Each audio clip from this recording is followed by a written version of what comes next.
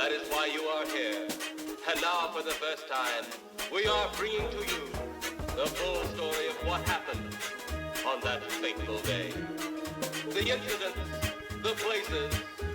My friend, we cannot keep this a secret any longer. Can your heart stand the shocking facts about grave robbers from outer space?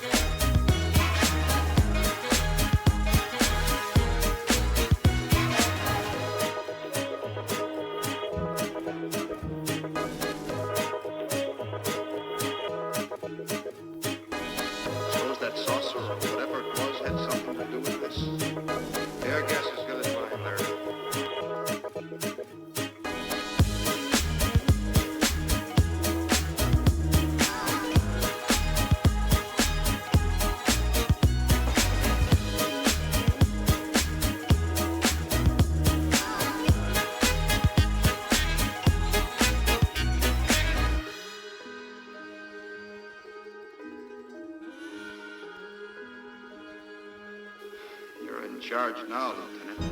Yeah, yes I am. Nolan? Yes, sir? Back up the car and gather radio. Tell the coroner he's got to make another trip out here.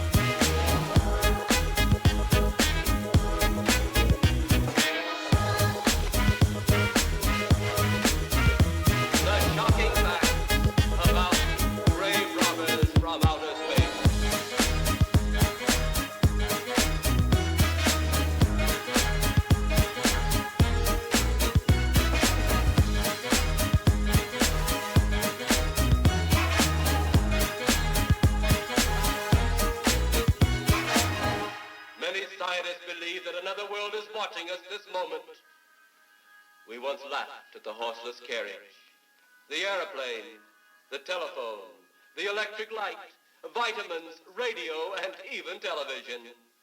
And now some of us laugh at outer space.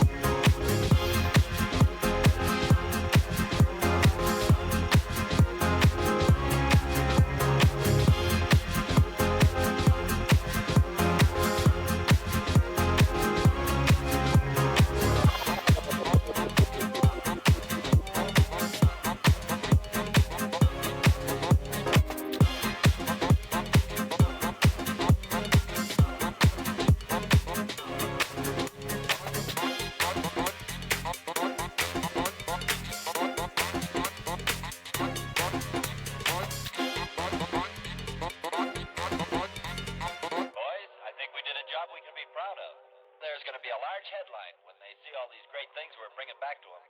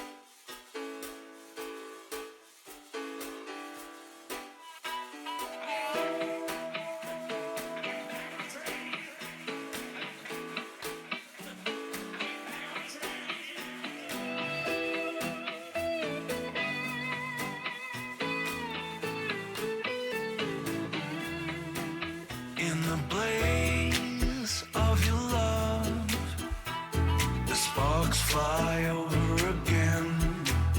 In the blaze of your love, I'm standing on embers again.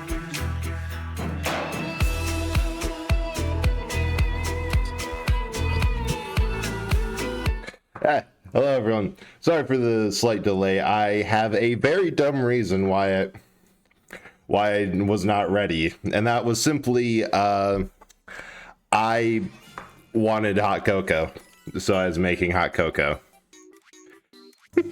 But yeah, no, tonight, just because it's actually been a while since like the last official stream.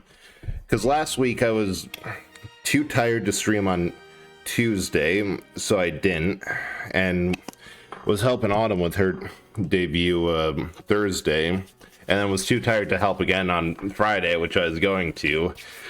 So really, this is the first official bread stream of the year. I am. Oh yeah, also as per tradition, this is one that I've beaten at least once, so... Oh god, this is... I don't know where to hold... Oh! I'm sorry if I'm mispronouncing this, but Rosaxra, I think that's correct. Thank you so much for following. I hope that you have a good time here and having a good day. Just say... Thank you. There's just a couple that are... Rosa, thank you, I will. There's just a couple of names that when you look at it, that you know how to say it. It's the whole, like, read haven't never said thing that you run into every now and then. Like, all the Pokemon names, all the Legend of Zelda towns, read those 100 times. Will flub saying it every time. Well, but you're doing good. Or just for the first stream of the year, and because my head's a bit empty, if that was not already evidently apparent, I decided name's a pain for... Yeah, I get that. I mean, at least yours doesn't go all the way off to the edge of the screen like mine does. There's been a couple of times when people have either given up at Eldritch or just powered through and like, how... Why is your name so long? But no, I've been wanting to play this game for a while, but the thing is that for whatever reason, partially I think because it's like a game that I got for Christmas a long time ago, so it's always been associated with like snow out December and like that. It just doesn't feel right to play it in like middle of summer. So given the fact that I had to drive home in a blizzard today, like oh this is perfect time for a head empty game. Hey Aaron, how are you doing? I hope that you're having a good day, and thanks for the bread. Okay,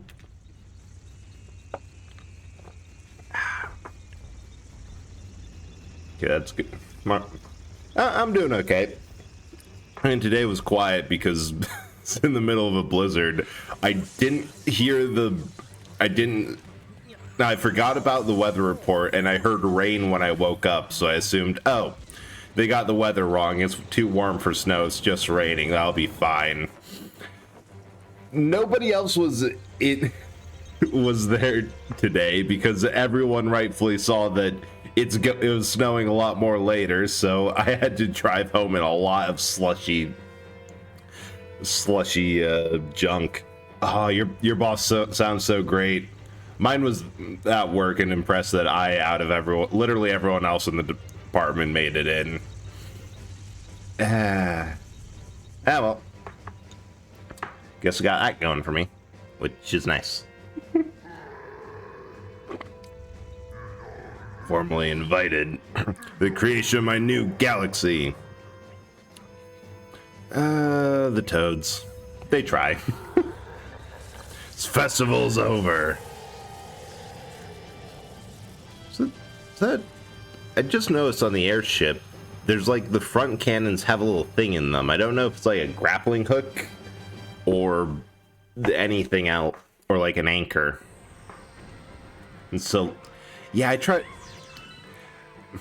to play them or like replay them every so often just because like they're still fun games. Surprisingly, 64 and even the NES ones I feel still hold up. Like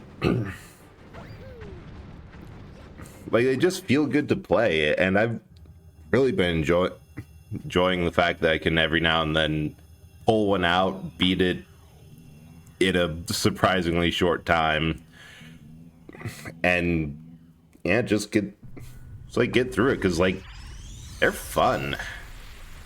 Oh, they couldn't run all production, so they had to tell people stay home. Not enough. That makes sense.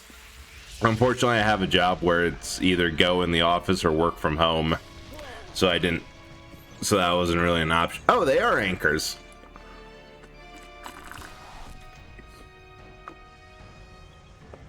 Oh, yeah, at least it's a day off.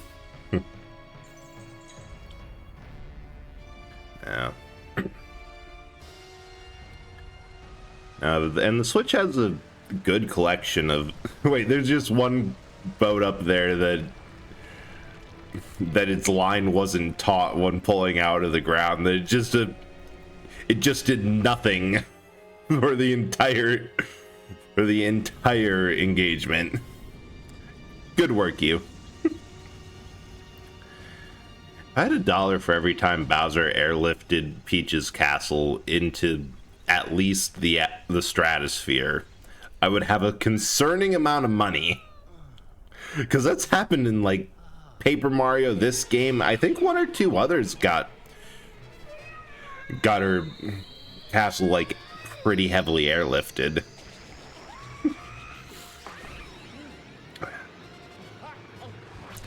Yeah, every time I play a game on the 3D collection on the Switch, I always bring this up, so I feel I feel there's no reason to break that tradition. But I am so pissed that it was a limited time deal. Like, you have 64, which was like great and legendary for the time.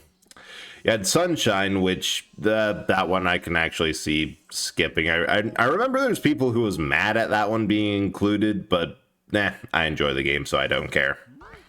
Oh, hello, Rabbit. Finally, you're awake. Let's play. And then you have Galaxy, which I know people got mad at because they're like, no, that the Wii is new. That's not retro. Yeah, from the 3D All-Star Collection. Which I still don't get why they wanted to make it limited time if they didn't make it. Oh, hey. Did I get snow on my side? Yeah, Zero Realm, I got so much snow, but after work today, my car, one side of it was completely fine, like light dusting. The other side had 2 inches. It was snowing horizontal. And of course it was raining first, so that was fun.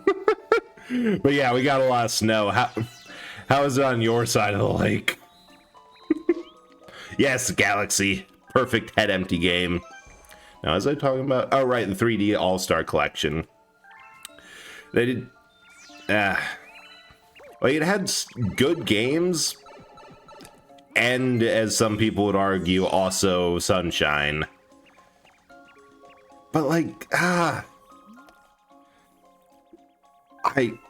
still don't get why they decide to make it limited time and not, like... Because I thought when they did it that, right... They have 64 on the Switch Online, but they have no plans for GameCube or Wii as far as I can tell. You go for... Oh, yeah. Oh, yeah. I know that Chibi Robo, if you ever heard of that GameCube game, like, that's regularly gone for a couple thousand online, and... That's an entire other rant of the GameCube collection market going way too pricey. Snow isn't too bad. You were working from home today? Yeah, I should have. I made the dumb decision to go in anyway. That was a mistake. Oh. Say hello to Rosalina. I've been watching you from here. This place is called the Gateway to the Starry Sky. My name is Rosalina. I watch over and protect the cosmos. Save your special one, you'll need the power to travel through space. Luma can give you this power. I'll entrust you with his care.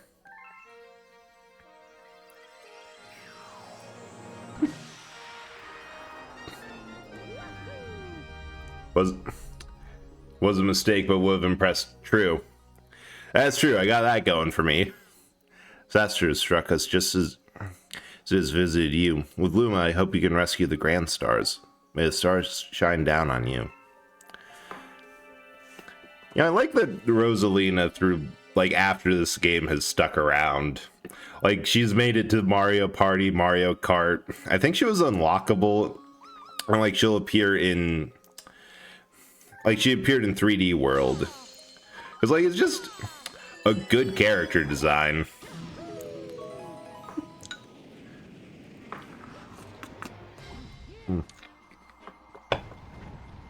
Excuse me, I'm trying to drink about a liter of hot cocoa before it cools off. Oh, it's my normal day to work from home. Need to go in tomorrow, but yeah, I wasn't looking and walked right off the planet. This is going to be fun because it's not so much 3D as it's 3D in strange and unusual dimensions. Oh, good to see you. I have some bad news though. See, I had a launch star all ready for you, but a meteor smashed it all up. Can't leave without it, so find all the star chips to fix it. Oh, and be sure not to fall into the black hole. He's trying. Yeah, I'm sure tomorrow will be fine. Because I think, at least from what I saw, it was, like, for the northern US, it's going to be blizzard conditions today, and then not until Friday. I think there's more blowing in. It's going to be stupid cold over the weekend, but, yeah. So. Ow. I got meteored.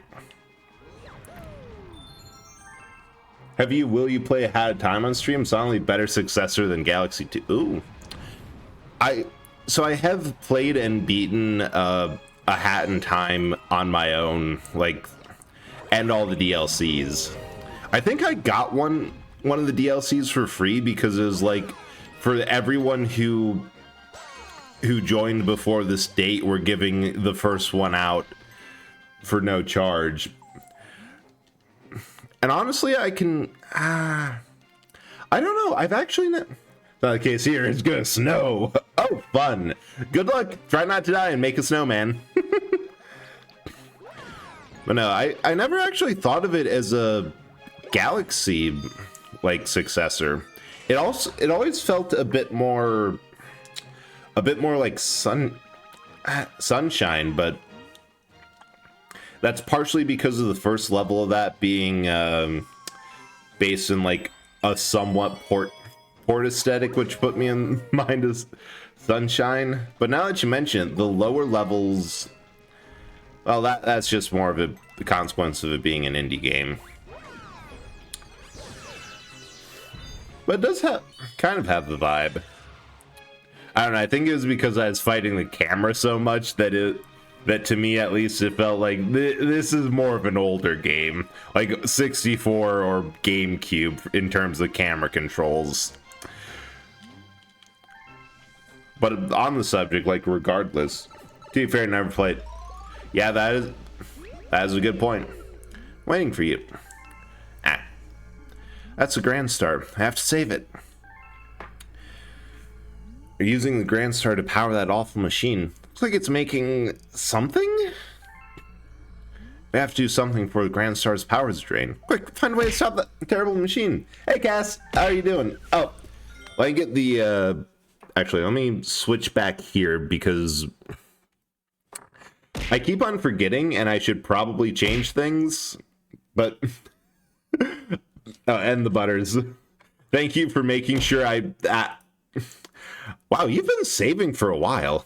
But I hope that you're doing well, and I do appreciate all the lurking that you've done and making sure that I don't miss any of these redeems. Now, I need to remember to move VTube Studio to my other screen because I swapped what screen was what. Wait, what screen is it? Oh, that's it.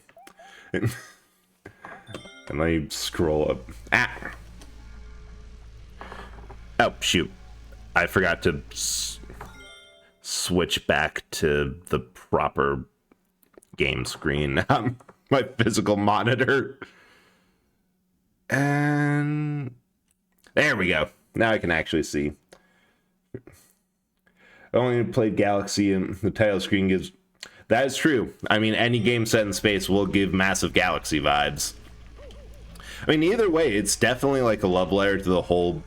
this style of collectathon game where you go through various levels with various unique gimmicks, collect what you need to power a spaceship, which, yeah, that is Galaxy vibes, and find the things, which it does a great job at. Like, before Wonder came out, it was the best Mario game I've played. Got an app though, heads pound. Ooh, yes, definitely go get some rest, and I hope your head feels better, Cass. But thanks for the lurk. Also, 10k points. I think that's like the most expensive thing I have. Yeah, that is enough to afford anything on the redeem menu. Yeah, feel better soon. You know, I should probably play Hat in Time on stream. Like, I enjoyed it a ton off of stream, and it's just, as I said, it's one of the best non-Mario games that feel like Mario. Like, it adds a whole lot of fun mechanics of, instead of just having a double jump, you have a jump. You have the double jump and a dive too. Oh God, that would be, I forgot about Online Party. That would be the most chaotic community night you could have. 50-player online multiplayer at once. I don't even know what level justifies that many people, but I think the devs did it because they figured out a networking strategy to let that happen.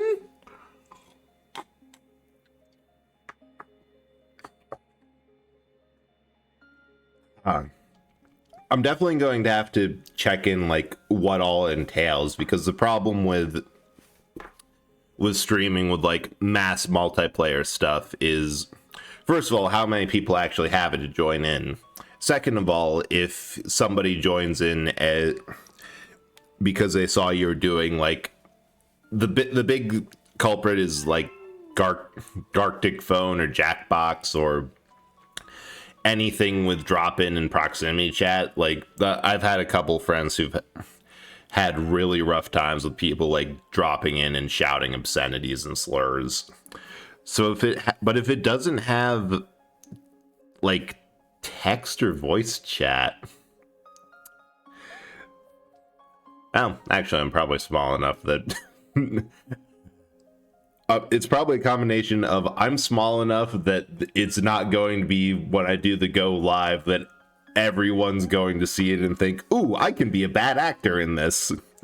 And also part of the appeal of all the other drop-in ones is that they're like cheaper, like Lethal Company for $15 or Jackbox for absolutely anyone. And you don't really think of griefing in A Hat in Time. I could just get some people on. Yeah, that is also an option. But actually, that might just be a fun offline thing. That would be so chaotic.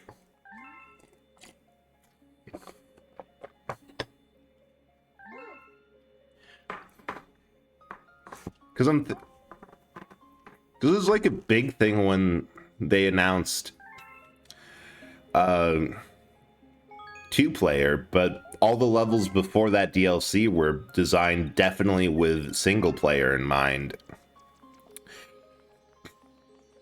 Like, and all the entire game is meant to be, like, has a vibe of single player, but if you want, you can have a player too. And the only thing I can think of is the last DLC, the Yakuza Metro, that was designed as a massive free roam exploration map.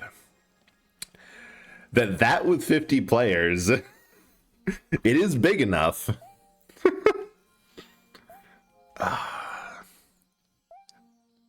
This is a hell of an idea.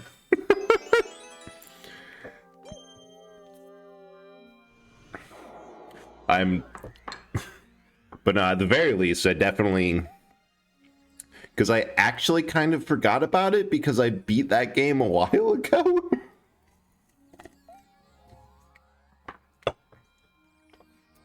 So thanks for reminding me about the like perfect head empty. I need something to some platformer to relax and blitz through game, because like I think the only other game before I'd gone through the like main line and most notable Mario platformers, because like didn't do Super Mario Bros. 1, didn't do 2 or the Lost Levels, did 3 World, Sunshine, Wonder, parts of Wonder, not a full playthrough because I could not stop myself on that game.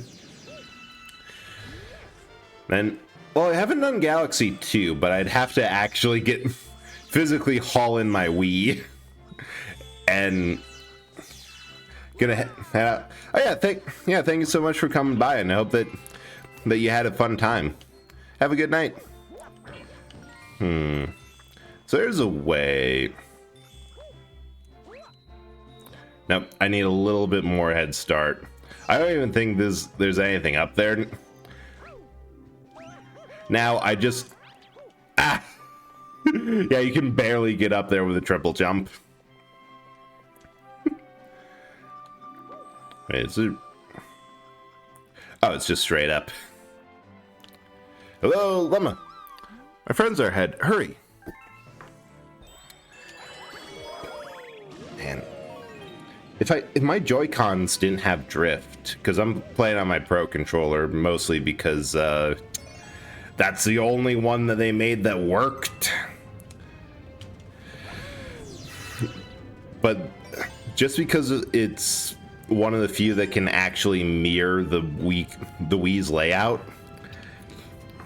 Like, say what you will about the Wii, but it was pretty fun to have that level, like everything with a little bit of motion controls designed in it.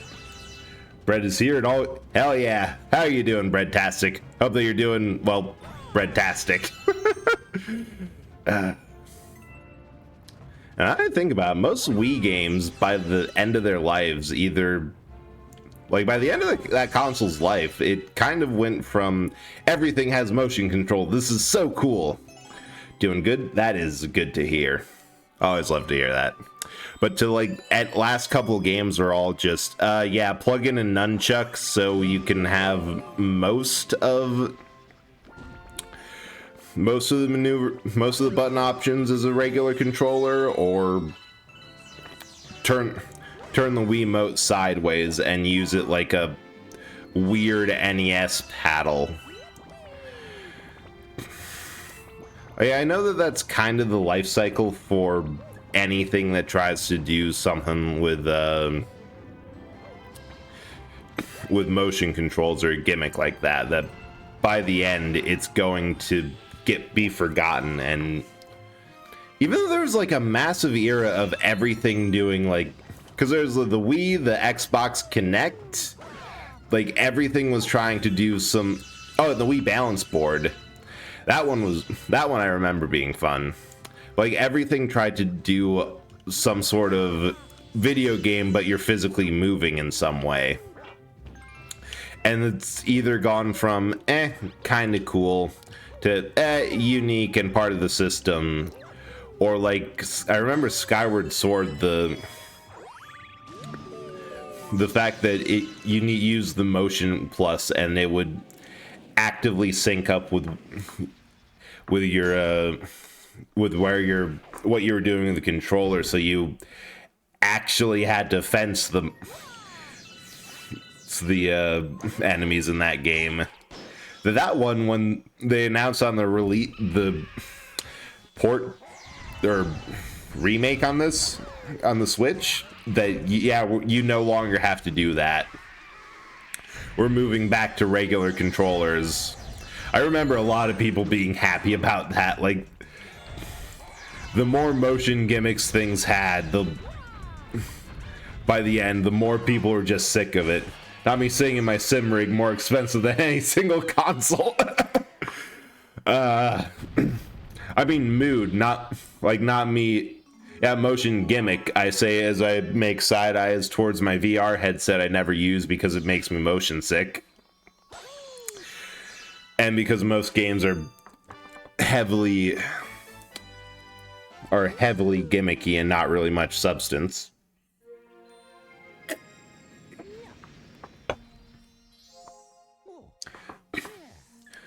But I think the big thing was,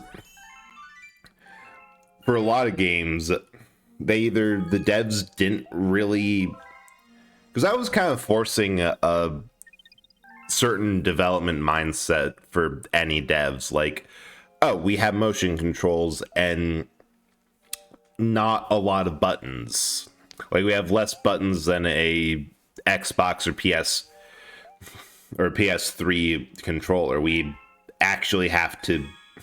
either have to be really creative with how we map things. Even with nunchucks, it's not really comparable, or not in a way that feels the same. And we should probably do something with the motion controls to make up for this. And like, that was a bit of a strain on developers. And I think at the end of the day, a lot of developers just didn't want to engage that and wanted to do like what you see a lot now with, like, you make a game for PC, you port it to Xbox, to PlayStation, you make sure it has controller support, and done. Which leads to the problem of you have a weird controller, have to do custom shit for it. Yeah. Well, actually, no, wait. I think this is how bad the Wii U was. I forgot what actually killed the entire platform and idea of the Wii. The Wii U did so poorly, I forgot it existed.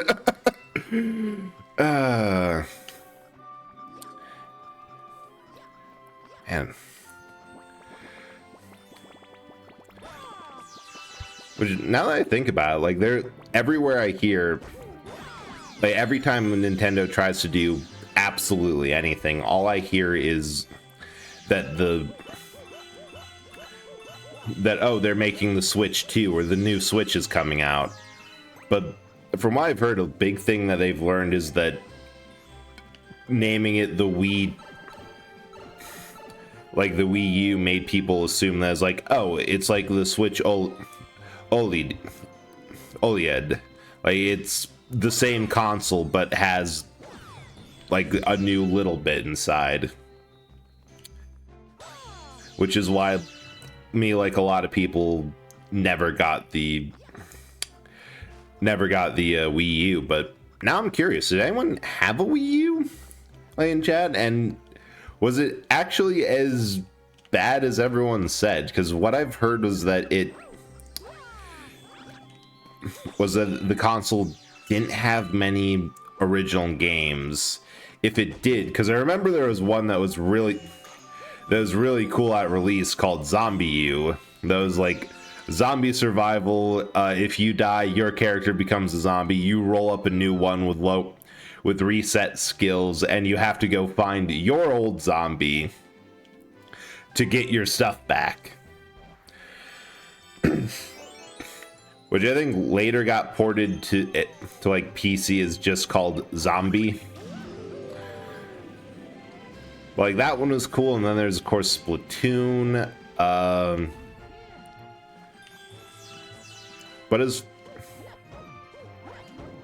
there we go. But as far as I remember, like, everything else that was, it was either a whole lot of ports, a whole lot of forgettable games, or like games that either barely released on Wii U and then got ported over to Switch, or games where they did the classic, well, we're about to release a new a new platform. Let's move everything we have right now and move it to this new platform. Which worked well because the Switch looked a lot like the Wii U's handheld pad, but just without the system.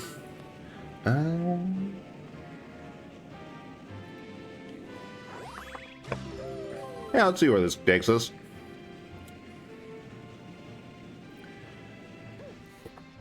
Aha!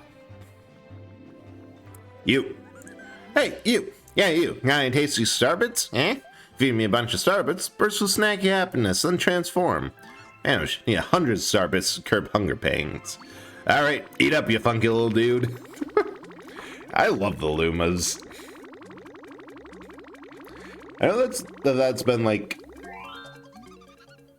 I feel like ever since this game, they've been wanting to distance... Because, yeah, that makes sense. Like, there's this...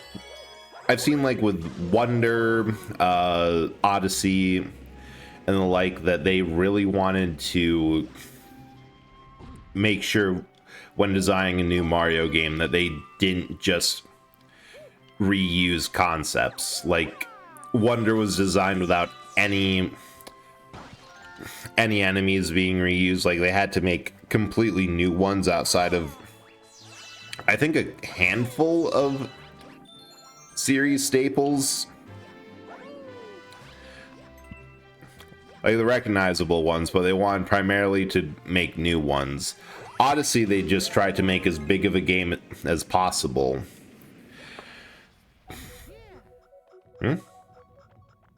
Wait. Oh, I thought for a moment that there was a secret star. Wait, no, this is a secret star. I was so confused for a second. I'm like, is this where we were supposed to go or where we weren't supposed to go? Because I thought we were going where we weren't supposed to go. Huh.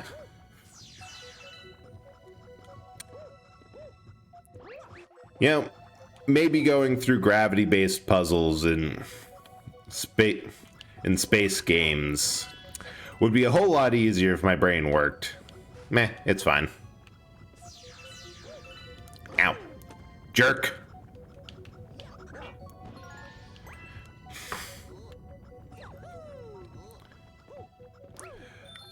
No, like, I remember that it... Wait. I thought that was a secret path. Do I have to get this one no matter what?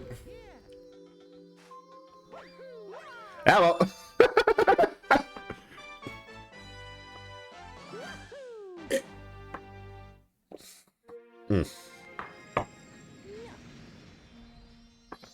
It should tell me if I miss a secret or not. Although I think that one was the, hey, hungry llamos are a thing, you gotta learn it. Well done, brave explorer. You've discovered a new galaxy. Collecting Bower Stars will expand our range of vision. Perhaps eventually include the enemy base. Ah, we need more power for the telescopes. I see. Now, what was I talking about? Meh, it's fine. Next! I thought this one had a secret. Nope. It's just King Calente's battle fleet.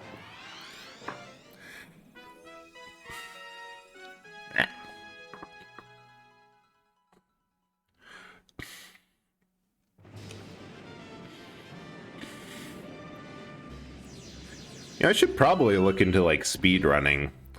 I notice I just kind of casually do a bunch of speedrunning tricks, not really because I know like, okay, this is what you do to break the run down or to shave time off, but just because like I know that if I do this, then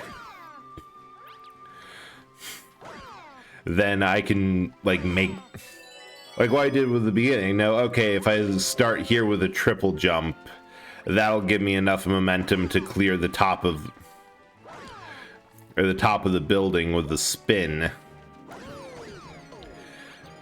And if I do this here, like, because I feel a lot of speedrunning starts with, I know this game really well, and I know all the tricks with a little bit of time and analysis, plus a couple of glitches, which, honestly, for some of them, like, if you have them, for whatever reason,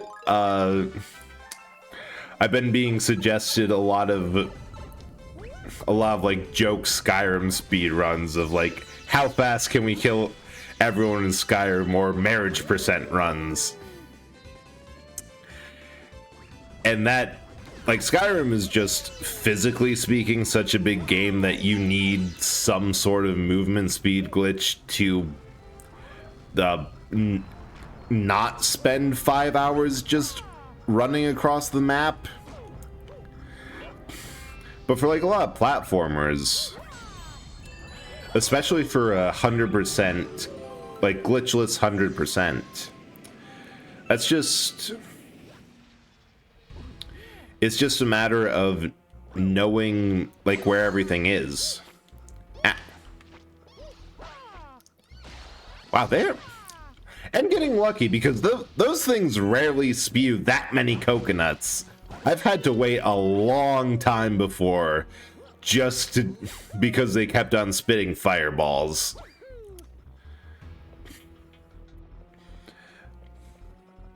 I could probably do it. I mean, I know from I should actually check like speedrun.org more, because I remember when we were playing 64, this question came up, and I found that like the 50th slowest speedrun on that site for 64 was like a little under 10 hours,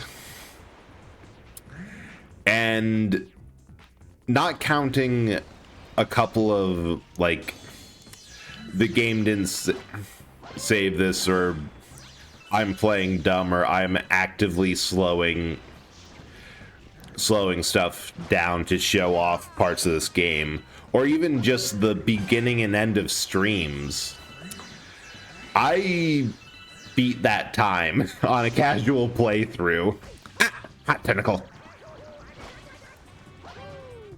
Dun, dun, dun, dun, dun. Get tennised, idiot.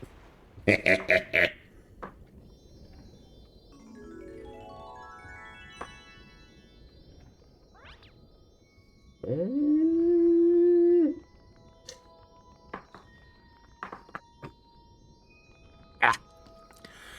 last dregs of cocoa are always weird, because all the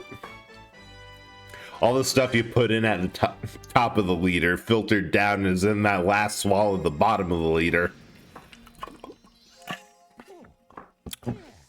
Just ends with you getting a mouthful of nutmeg, cinnamon, and also that weird bit of chocolate sludge.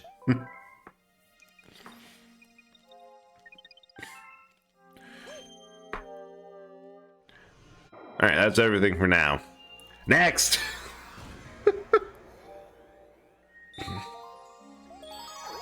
Hey, how are you doing? Ah, thanks for the knife.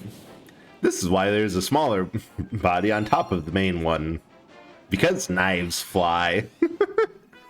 But I hope that you're doing well. I think you're having a good night. It's always nice seeing it.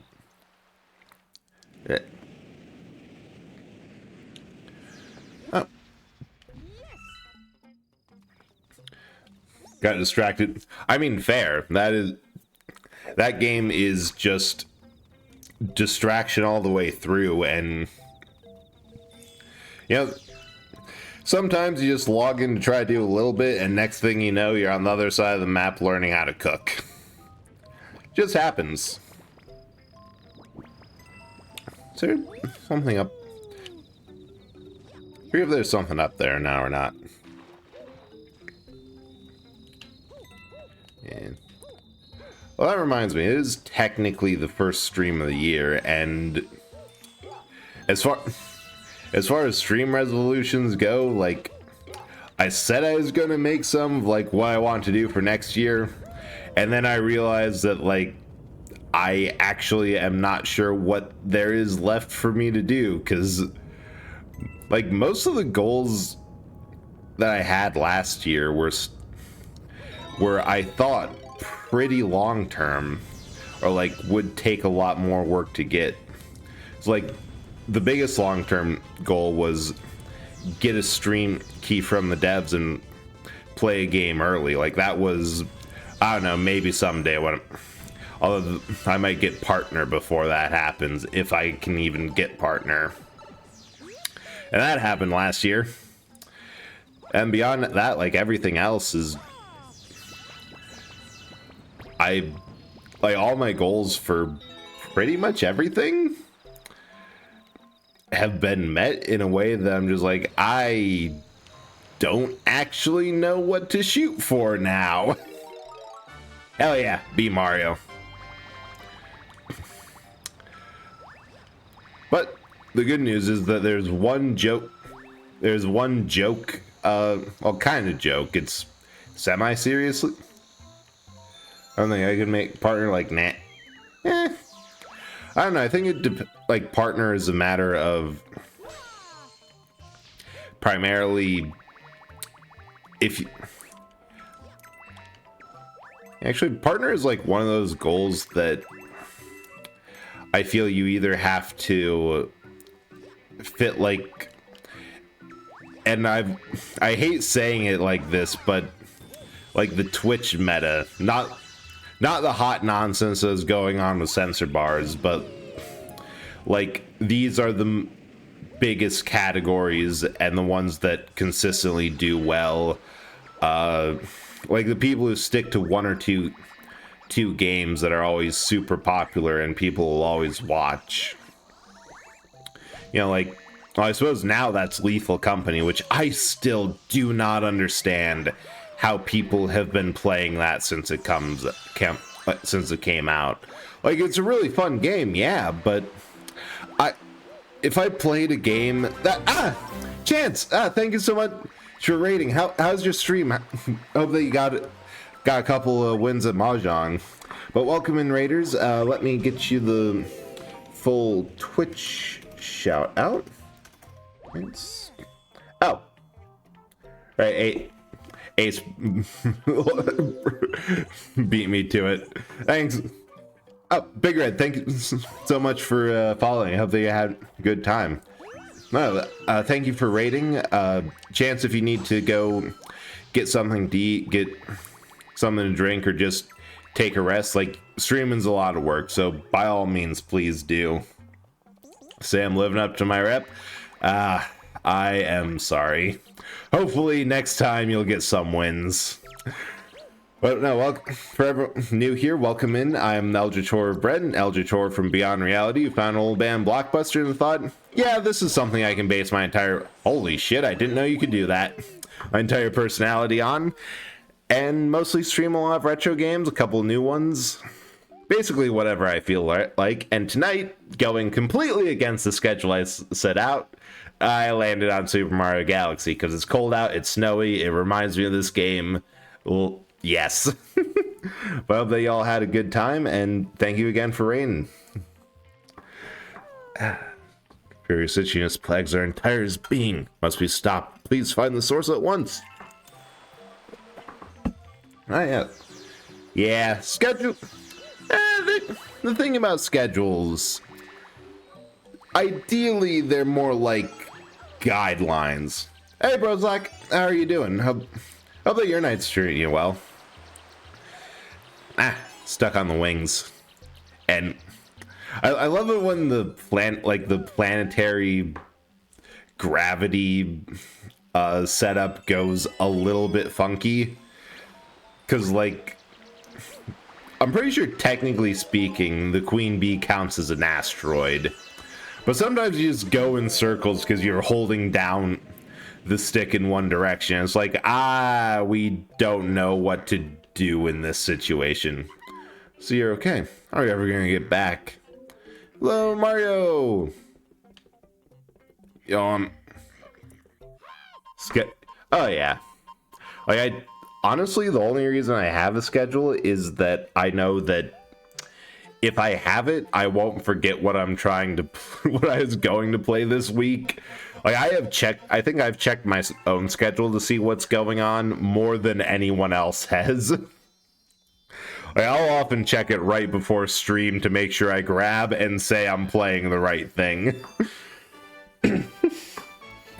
But then sometimes it's just, I don't know, there's something about Control, the game that I was going to play today, that I was thinking about it, and it just kind of made my brain crawl a bit of, I just don't feel like this schedule day, and double book myself. That too, that sometimes also happens.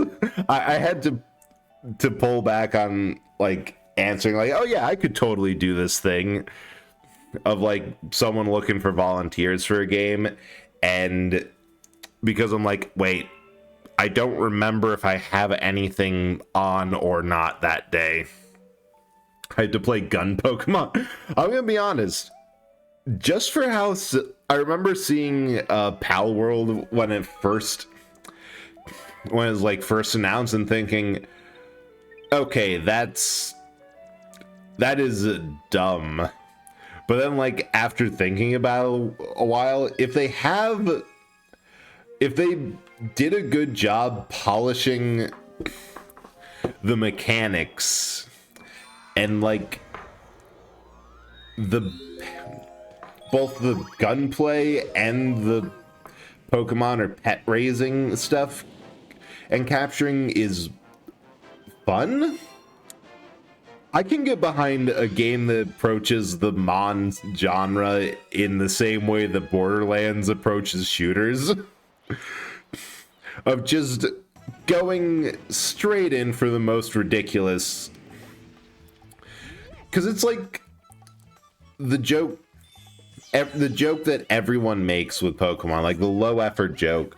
Dawnspell, been waiting for World for... Yeah, it seems like at least an interesting one. Like, yeah, it's so silly, it'll be a breath of fresh air. Also, welcome in Dawn, welcome in Vince. I hope that you're having a good time, and thanks for the first time chats. Oh, shoot, I actually have to focus.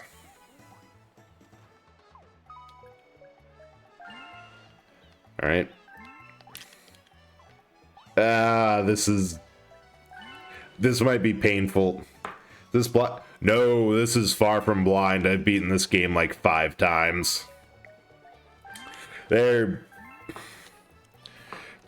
Like, my policy for backseating is that you can try, but I probably already know the information, and I will laugh at anyone who attempts. It's just such a good game. Like, I was saying earlier that I wanted to play this during summer, but it just didn't feel right. Like, I got this in December the first time playing, and no, it's a winter game. It just feels cozy and warm. But yeah, no, like the Pal World on that one, because the joke everyone makes with Pokemon is, oh yeah, this is encouraging kids to go out and start cockfights, or like animal cruelty and all this. And like Pal World seems to just take that idea and run with it. Like, yeah, no, you're doing exactly what everyone jokes about every time one of these games comes up. We are treating this with absolutely no reverence. Quit jumping. Also, sorry, I'm not looking at chat. Wait. Ray surfing is one of those levels that has been burned into my brain simply because of how long I spent on it the first time. I think I got a couple game overs. You know that Luigi is in this game? My other save file is 80 stars through the Luigi playthrough. No, a lot of people really hated Borderlands 3 because of the bad guys and just, why? They're fun. Oh yeah. Yeah, like Borderlands 3, a good, I think it's because like they had all the punchability of Jack from 2 without the like charisma of Jack.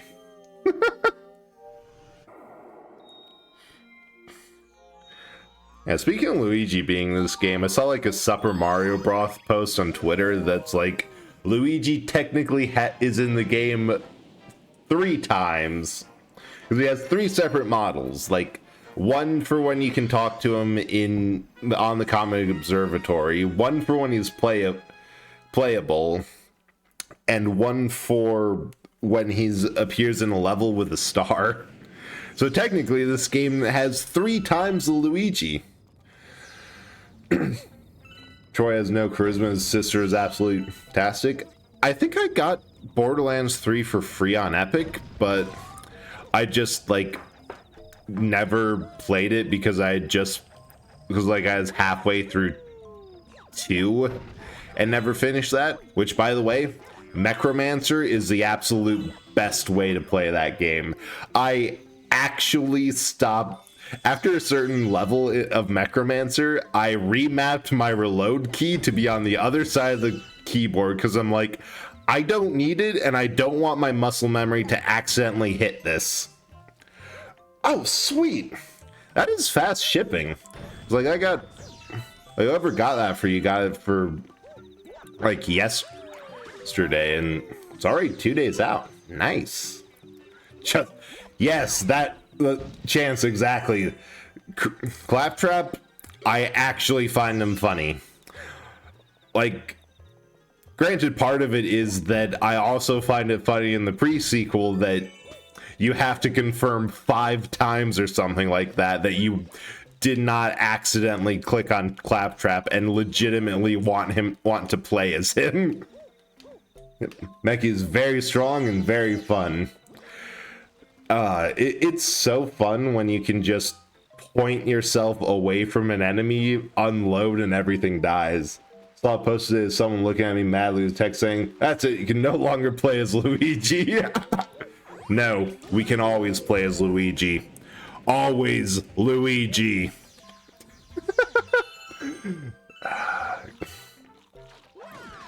Same chance. That annoying friend that just tries to be helpful. I get the mood of Claptrap. And also struggles with stairs and doors. That is also true. You know what? Screw you in particular, Wiggler. Was he? And maybe that's what... Oh, wait. It's a thing? Now that I think about it, I'm not sure if I think I did... The last thing I played on Borderlands 2 was Tiny Tina's Dragon Keep. And I'm not sure if I finished that. So I probably should. Maybe I should stream. Maybe we should stream that. Because that would, if I could get people for a long time collab. I remember seeing a friend like playing Summit 2 with friends, and that it's like what, maximum of 4? Yeah, max party size of 4.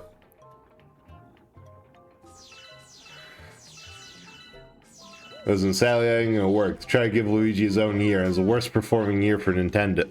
Which I don't understand that. Like, people struggle more with doors than I care to admit. Dragon Keep angered you.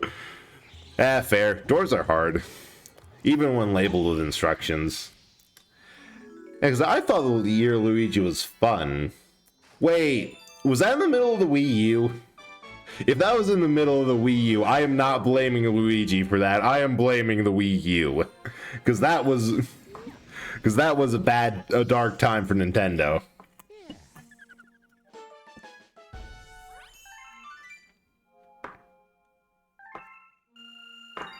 We forgot how to sit down. Nothing gameplay wise, but I forgot the typical social reactions don't often work with me. Mood.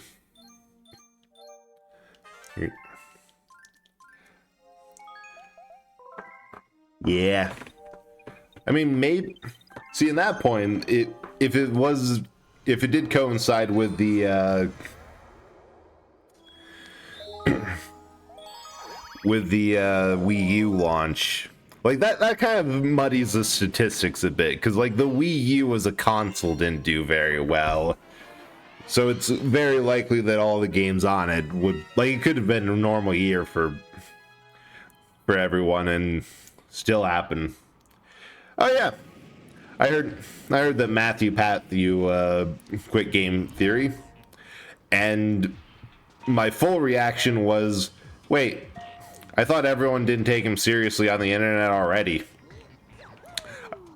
But okay. Yeah, because I remember a couple Game Theory videos from, oh shoot, how did I not die? From like very early in the channel, not like the first couple FNAF videos he ever did, but I remember when it was a lot of just like measuring the screen, extrapolating math, and then like Lord bits and all that, which those were pretty fun. But on the whole, I mean, good for him. He retired. That's still kind of an end goal. Tina was grading on you quick. Honestly, that's fair. I feel like any reasons that you could hate a character like Paimon, if you're familiar with Genshin Impact, for being high-pitched and grating voice, can also be applied to Tina. Although, in my opinion, her one redeeming factor is that she is completely insane. That is always a plus in my book. And we may as well get every star we can. Yeah. Playing Super Mario 64 jump. I need to like actually try a backwards long jump, because here's the fun thing. The one I think on this cart, I'll jump forward, move back. Yeah. And hey, if you were around and saw the VOD for my Super Mario 64 playthrough, I played that game a lot. That I had to delete 100%ed profile when we started that on stream, just because that's legitimately all of them have had one or two 100%ed ones. Like whenever I try to, oh wait, game was just fucking with me. You can do a sideways somersault. Most of the time it fails because... What? Okay, I'm just going to cut my losses there. But that was definitely behind the mandibles.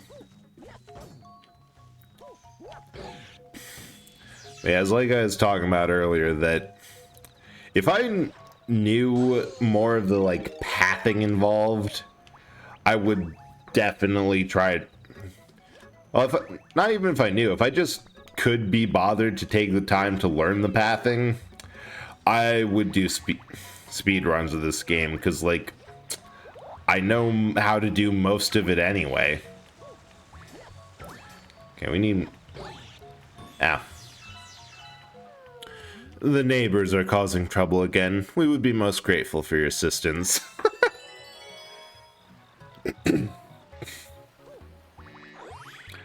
But yeah, there's just a set amount of hours you can play a game before you just know. What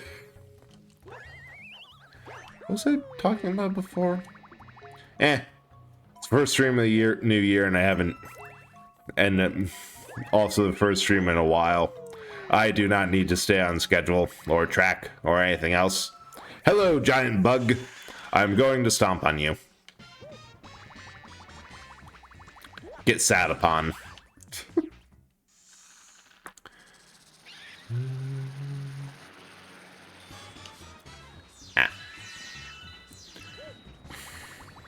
Oh, sweet, tree beetles. Funny enough, I was running Super Mario 64 with my friend. Found a co-op mod for it. Cool. Yeah, there's been a lot of cool ROM hacks and stuff for it. I just enjoy the base game enough because, like, I've played it for... Now that I think about it, for every time I've said something like, I don't understand how people can... How, like, the people who have been playing Lethal Company since day one are still into it. That's just me with Mario. This is just my never-ending hyperfixation. Ah, that was on. What are you talking about, game? That one was on point. Nope. That one wasn't. So I actually haven't... And the other thing is that, like... Part 1 for a ROM hack is you need a ROM to hack. And because I have a physical... I think I have it in 3 places. I got the physical cartridge on my 64. I've got it on this... on the 3D collection. And I think I have... Yeah, if I upgrade to the Switch Online, I also have it there.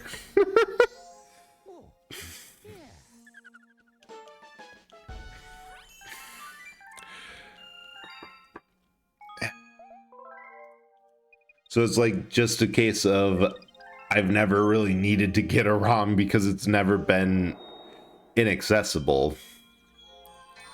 But I should either figure out how to rip it off of my own cartridge, because I'm pretty sure I have the earlier version where the backwards long jump trick works.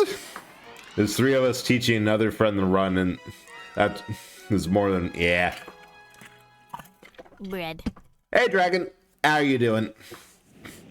Wait, I just realized, is the voice for the bread Tiny Tina? It sounds a lot like Ashley Birch. I don't know. Ah, thanks for that, Slaps. Hope you're doing well, Dragon. Nice seeing you in. Oh, congratulations on being first, Chance. There's still the chance to redeem second and third. But appreciate it.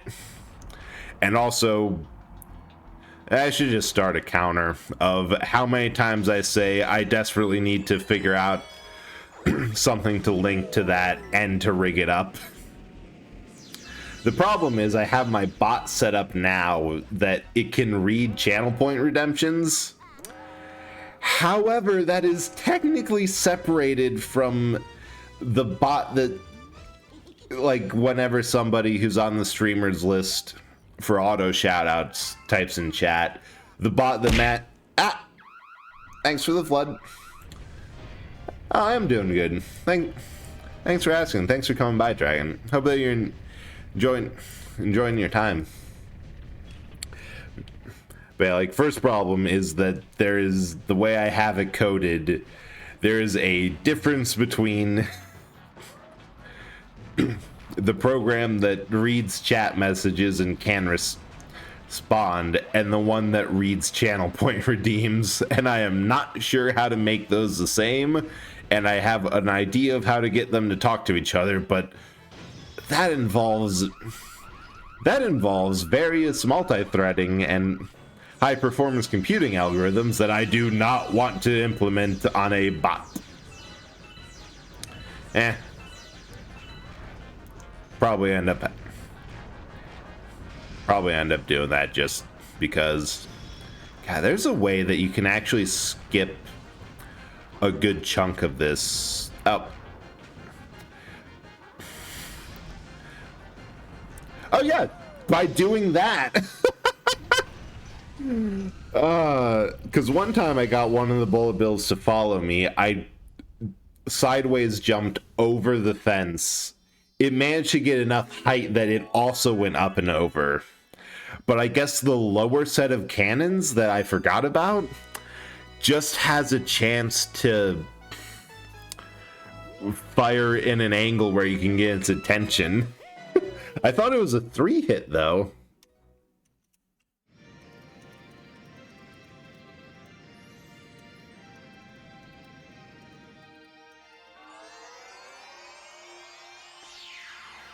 Yeah. Oh, that's a terrorist done, aside from prankster comments in an hour. Nice. Violence is never the answer. It's the solution. Exactly. When in doubt, send more bills at it. Whether bullet bills or buffalo bills, the answer is always rampant, unrestricted violence. That ball of flame represents the power of the observatory. We call it the beacon. In your cover of Grand Star, a little star power will be restored, and the beacon will grow. A common observatory can use that power to fly through the universe. Once all the power is restored, even be able to fly to the center of the universe. Goodbye, horses!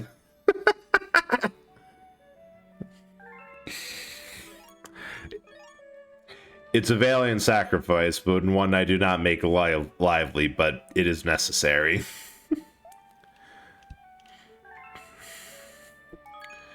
I think last time... No, it was on the Luigi playthrough that is on the file I had. You only need 60 stars after you get, like, most all the grand stars. Or at least the engine room one. To actually get to the final boss. And I'm just going to say now, because I tend to go into one of the domes, complete it as much as I can, and then leave it for good because there's nothing else to do. That's going to happen here. It's just gonna happen. I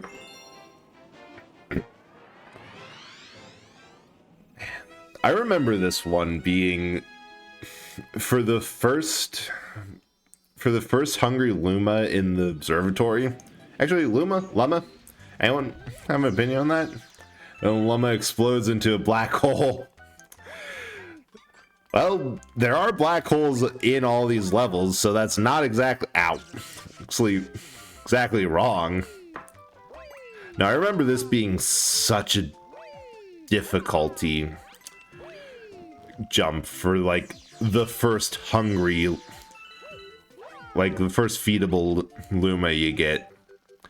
Just because,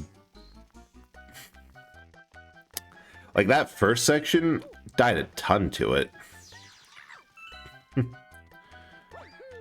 Oh. It's a bitty. So according to Smash Bros, you pronounce it Luma. Yeah, that makes sense, because it's... I don't know what language it is, but it's like... something in the etymology of the word is just like star. But it's also fun to say it Luma.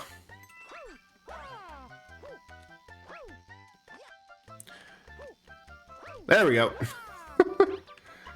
What I also love about this game is that all your allies do actually contribute a lot. Like, most of the time, quite often when the Toad Brigade is at a level, they're like, we know where the star is. However, none of us are actually good enough to go up there and get it, either because of tricky platforming or the fact that it has some massive monster, which in the case of like 1 or 2 galaxies will also have a stuck toad or two in its boss room. Like, they try a lot. It just so happens that they're toads, and that's like automatic disqualification from heroics.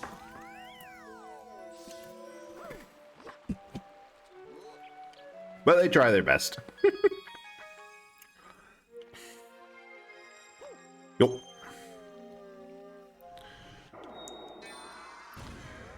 Alright.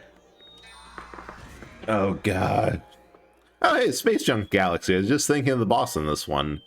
Oh, I absolutely love the Space Junk Gap. Where's that Chocolate Galaxy? Was it one or two that had this? No, wait, that's the sweet. That was the Sweet Treat Galaxy. I know Toy Time has a giant cake. I know there has to be. Hint, we're in it. The thing is, I was thinking of a way to make a Milky Way joke, but I couldn't think of a way to actually get it to what? There we go. Like a good way to do it, and I completely missed. Yeah, I'll brains off.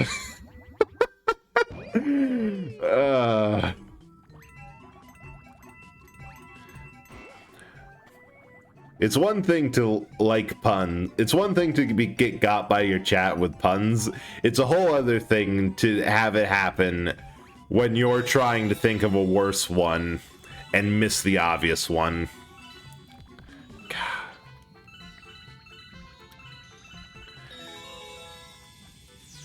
I actually like this level more on a physical controller, or like a PlayStation style controller, than I did on the Wiimote. Because just, I am turning this thing over and over in one of the most frantic, just completely frantic. And it feels a lot better to have this smaller thing in both of your hands that you can maneuver with some degree of precision than just the Wiimote that you kind of have to twist your wrist one. Like for me at least, I have to really twist my wrist and entire hand to the left if I want to move that way instead of just the right, which is a more natural movement.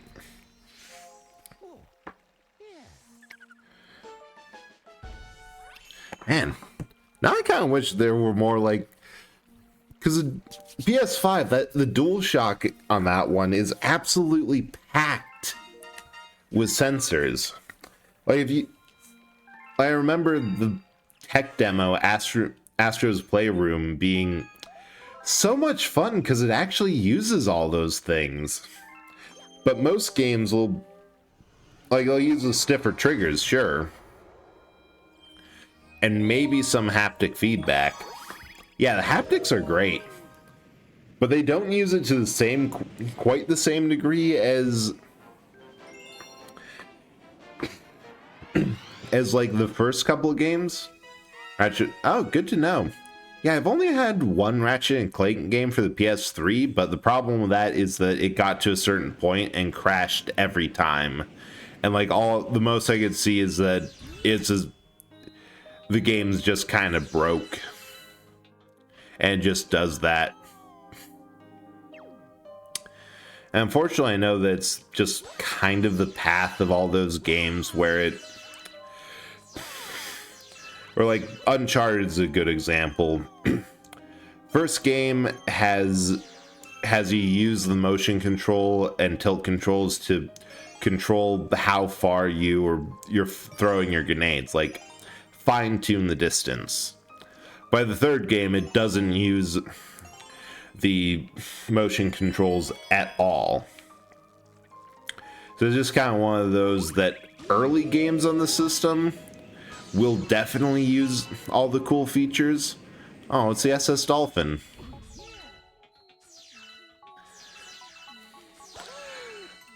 But like newer ones just abandon. abandon the concept after the novelty's worn off. Almost. And pull.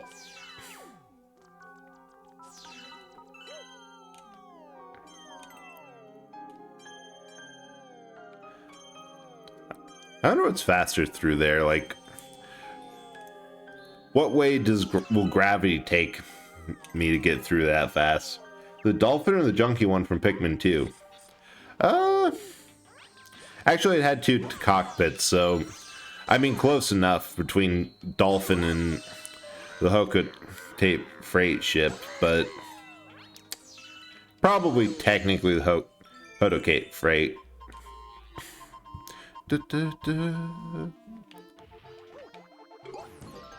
Hey, Captain Toad.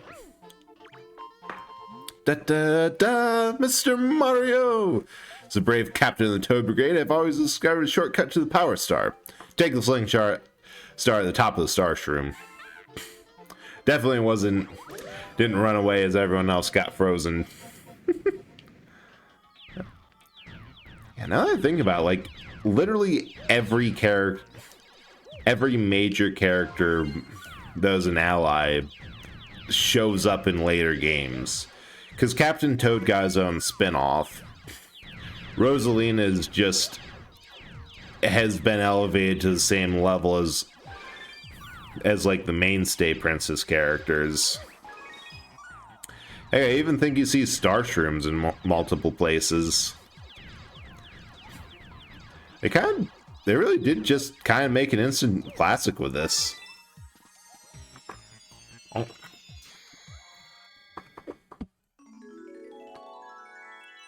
Actually, wait. No, I'm still thinking about the ship because I've always called it the Dolphin, but the 2 cockpits would make it the junkie one. But I'm thinking because of the color scheme. Oh, I didn't even realize I made that mistake, and honestly, I don't care. Hocotate. It's close enough. Damn, this has been a weird stream of, like, of the things I said at the start coming back later. Because, like, at the beginning, there's the age-old streamer issue of, I am very sorry that I'm butchering your name, but thank you. Proceeds to butcher the name, which made me realize that there's a whole lot of things like Hocotate or Hocotate that you know how to read it. It appears logically, and you can get it close enough. Like the whole thing with your brain, if the first and last letter are in the correct place, and all of the correct parts are more or less close, you can read it no problem. Which is like a thing with games and like, not really the best phrase, but like made up names, where you don't really know how to pronounce it or how to speak it. Like even with, is it Luma or Luma?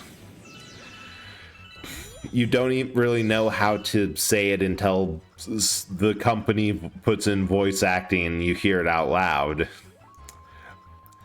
Because I remember Kakariko Village in Legend of Zelda, or no, Kakariko. I don't even know now, but it was either Kakariko, Kakariko, Kakariko. It was just like there's a K, A, and Urko in there. Close enough.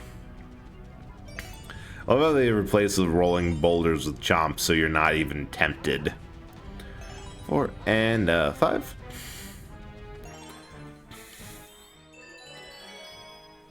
Ah! Mario, why did you go the long way? And we're never gonna learn. Oh no, that is probably why in the anime that they instead of using the game's distinctive cry system, they just had the Pokemon say their own names, just so it's this is how you say this. And does not help that most Pokemon names, at least, are Japanese puns. I mean, well, actually, some are Japanese puns. Some were localized puns. Oh, thank you. Fushigidane, my beloved. Case in point. Case in point right there.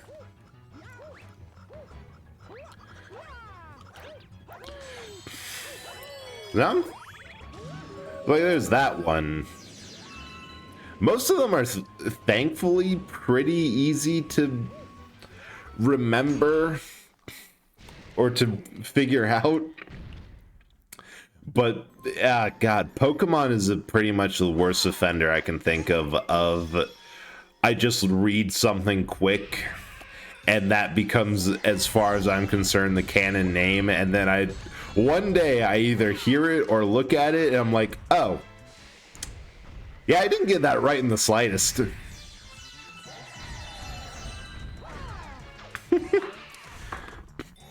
Oh, what the? You done?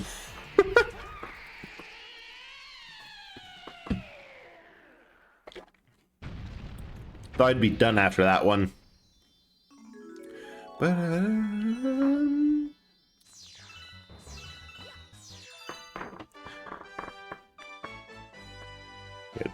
Eventually got speedrunning stuck in my mind because I just realized it's kind of funny that in a speedrun, you also have to do several enforced speedruns.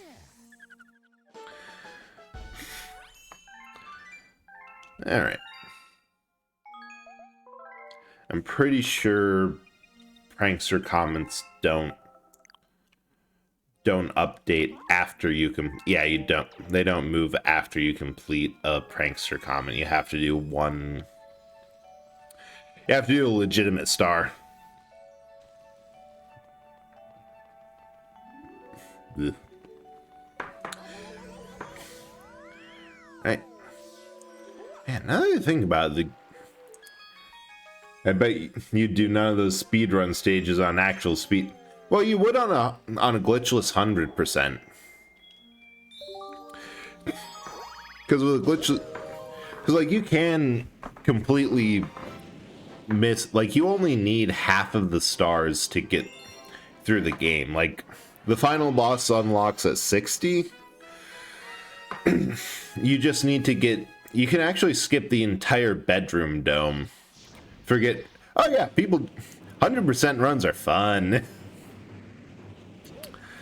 I think from the sheer amount of cinematics and the fact that I am doing this a little bit slower, that it's not going to be as stupid as like Super Mario, like Super Mario Bros. 3 was done in one stream, 64 was done in 3.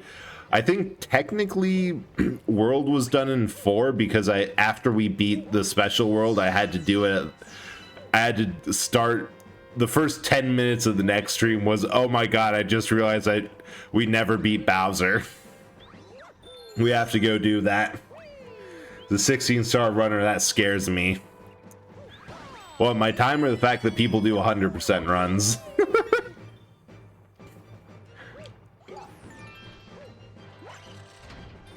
Bull. Hey, my first memory was literally Super Mario Bros. 3. That, again, half of the speed that I'm able to do all this with is simply because I've played it so many times. Like the point of the run where you have to memorize like locations, locations where everything is and routing. I just kind of know that already. Like between that and secrets, along with just a couple, like Super Mario Bros. 3, there's a couple, we didn't do every single level in that one, because there's a couple levels I've never played, because why would you? The other ones are so much easier. Aha! Get red shelled.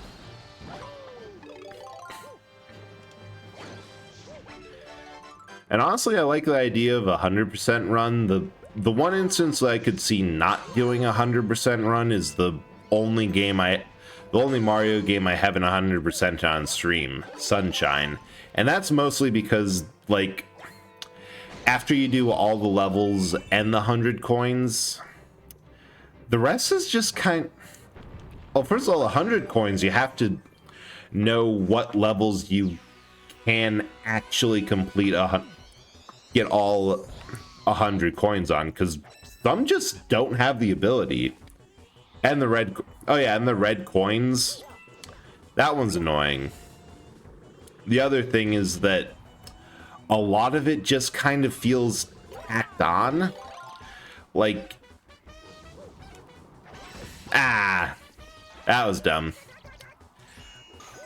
Oh yeah, after you beat a secret, you can replay the stage and you get the ability to do a collect all 8 red coin challenge in there. Then there's the blue coins, which count for like half of the stars. Like, I think after you get 70 or so, the only things you have left are blue coins. Like, there's just so much that doesn't feel fun to do and is so repetitive that... Oh, and Pachinko. Pachinko is just a pain. Yeah, that one's just annoying. But there's just so much that was poorly executed, and in hindsight, I didn't realize this because, like, I never did all that stuff. I didn't actually know the first couple times playing through Sunshine that there was all this, like, you could go back to a secret and... Ooh, hey, another one. Hey, Sith, how are you doing? I hope that you're having a good night. Ooh.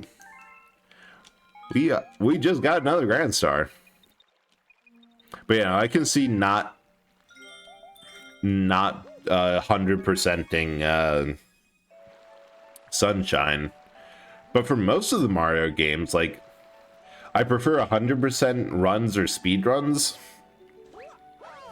simply because I find that they're really fun to play. Like, even with this game having prankster comments go, have a good night despite that bacon shit. Oh, right, you were getting the... you were getting the bacon flavored shake. I'm guessing by the emote it almost killed you. Does this mean I get your socks?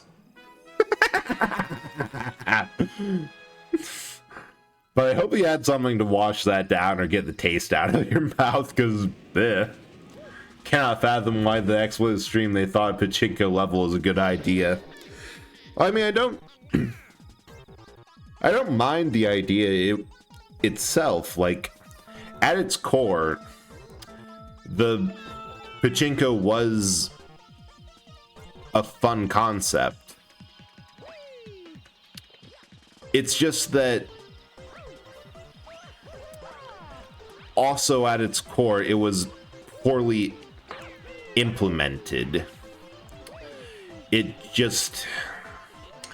The fact that you didn't have a good way to control your bounce, and that it disabled FLUDD for your maneuverability. Like, you cannot use the hover nozzle to adjust yourself left or right. Honestly, if they let you use the hover nozzle, that would be fine. Because for the two worst levels, Pachinko and the Leaf Ride, like, there's a change that I mentioned for Pachinko, and then the Leaf Ride, if the pipe at the end of it, because of that level, because of how much of a pain it is to get there, just looped you back to the start, or it kept the pipe that you used to access the level uncovered, that would have been fine. Not bacon flavored, actual bacon bits in it. No, you can't. Dang. Well, that is certainly an interesting shake.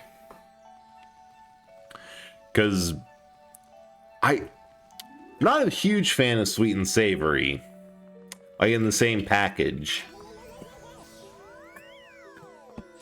But props to them for using actual bacon instead of just bacon flavoring.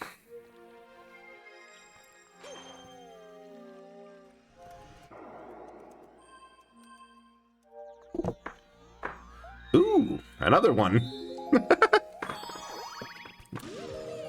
This is about the point where I'd say, I feel bad that I'm only doing all the prankster comments and levels, or prankster comments in levels that we've already completed.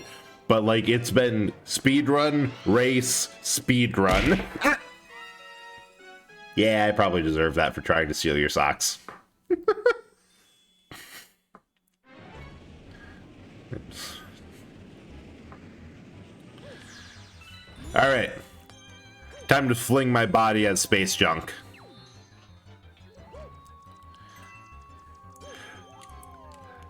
This speedrun, and like, you have enough generous times that it's not actually an issue. But this level is the reason why I fling myself through that path so quickly. Just because I realized, like, oh, you can do this. And it's fun.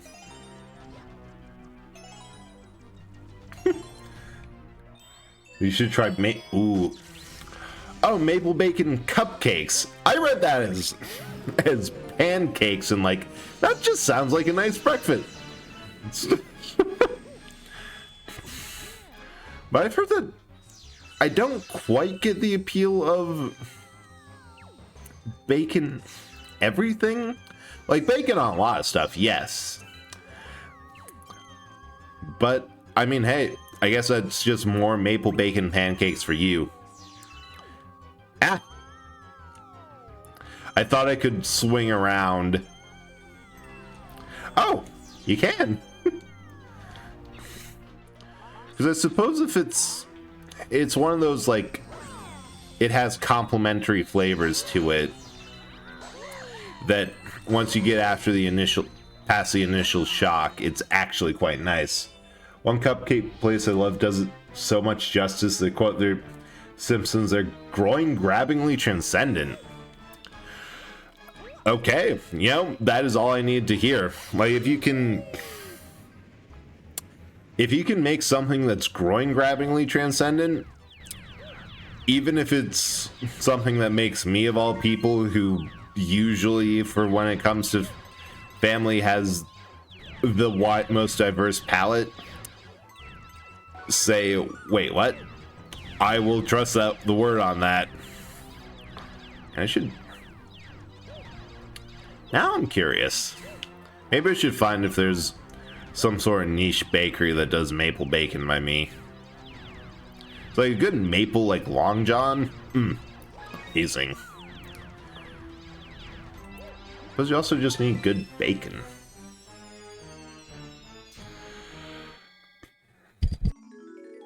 Yeah. I remember the first time I played this that I didn't realize you had to get through. It took me a lot longer, and I didn't realize that you had to also get all the way back. So I was running out of time.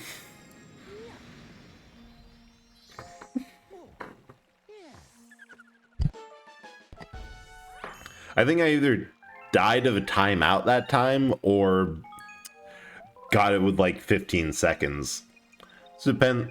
I mean, the best way to cook bacon is, in my opinion, is you don't cook it to the point where it's just burnt, charred crisps. You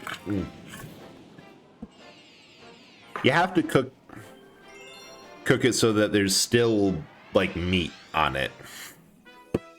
Even crispy, it needs a little bit of wiggle. Just a little bit like a little bit of chew.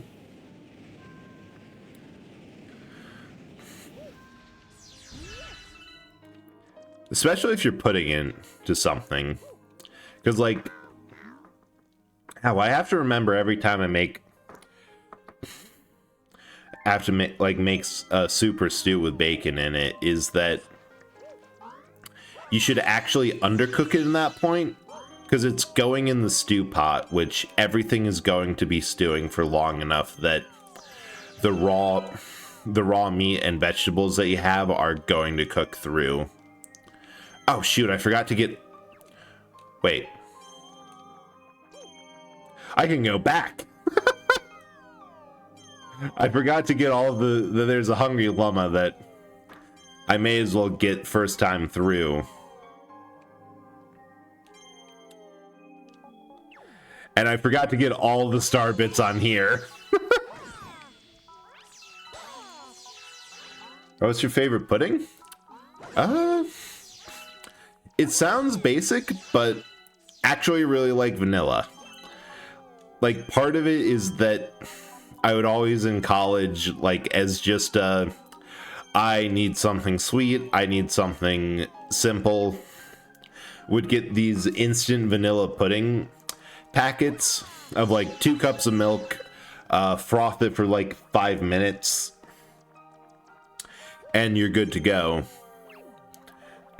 And just have like fill a large coffee mug that we had with it, and that's just like, all right, I am having a bad time of it.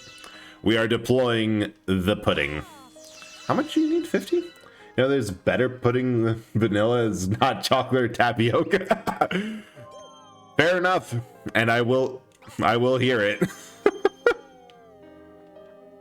Although I have a feeling no matter what I said that you'd say that. Putting these... Okay. Go on over and put them in.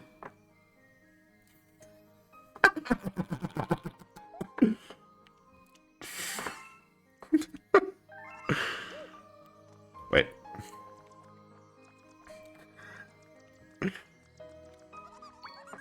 Look, I'm just saying there are 2 ways to go about getting D's nutted. You can either go for the basic answer of panicking and getting mad, or you can just say, okay, do it. Because one is the expected, and the other one, depending on the person, they'll either have to yes and double down into very stupid, into a very ridiculous next step, or they just have no idea what to do with it.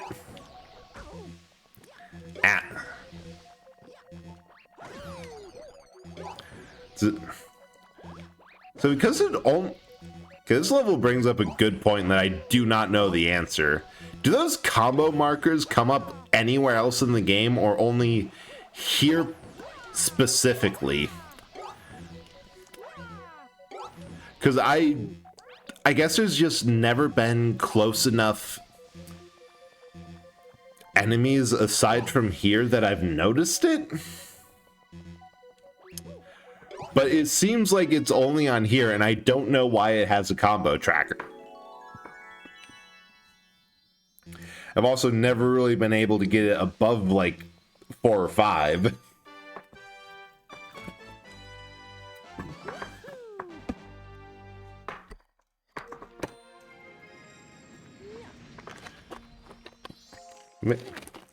Maybe I'll try to keep an eye out, see if there is anything close enough I can get 2 hops on.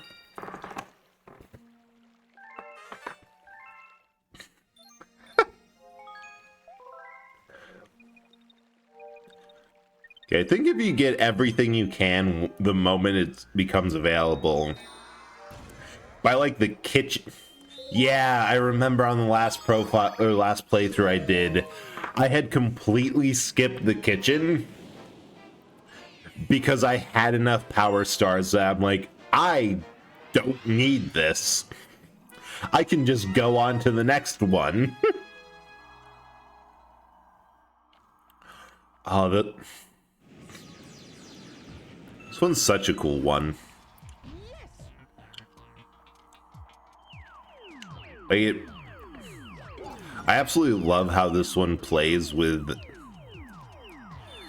the shrinking blocks and the planet. Because they really did... I think part of the reason I love this game so much, they just took the concept of, okay, everything is going to have gravity on it, and we are going to run with this. I probably should grab that first pass through.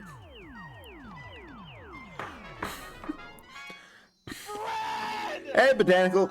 Glad you could catch some, because I know that you were saying that it was starting at a point where you weren't going to be able to catch it, but good to see you in.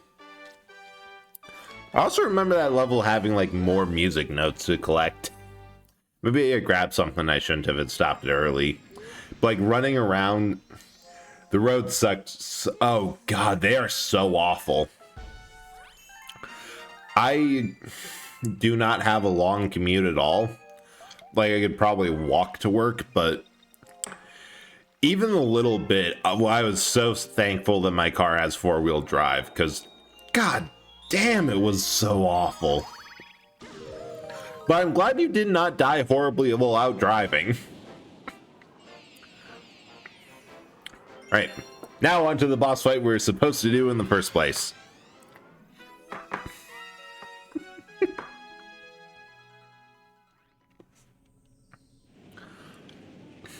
But yeah, anyone in the middle of the legit blizzard that's happening, do stay safe,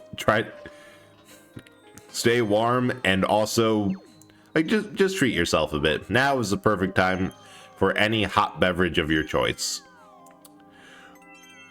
Or what I did yesterday, which was an inadvisable amount of mac and cheese. Wait. No, save me. Pulsar. Ah!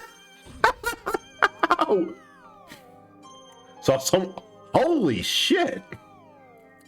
That is concerning. Have teeth so. Hell yeah. That is always good to hear.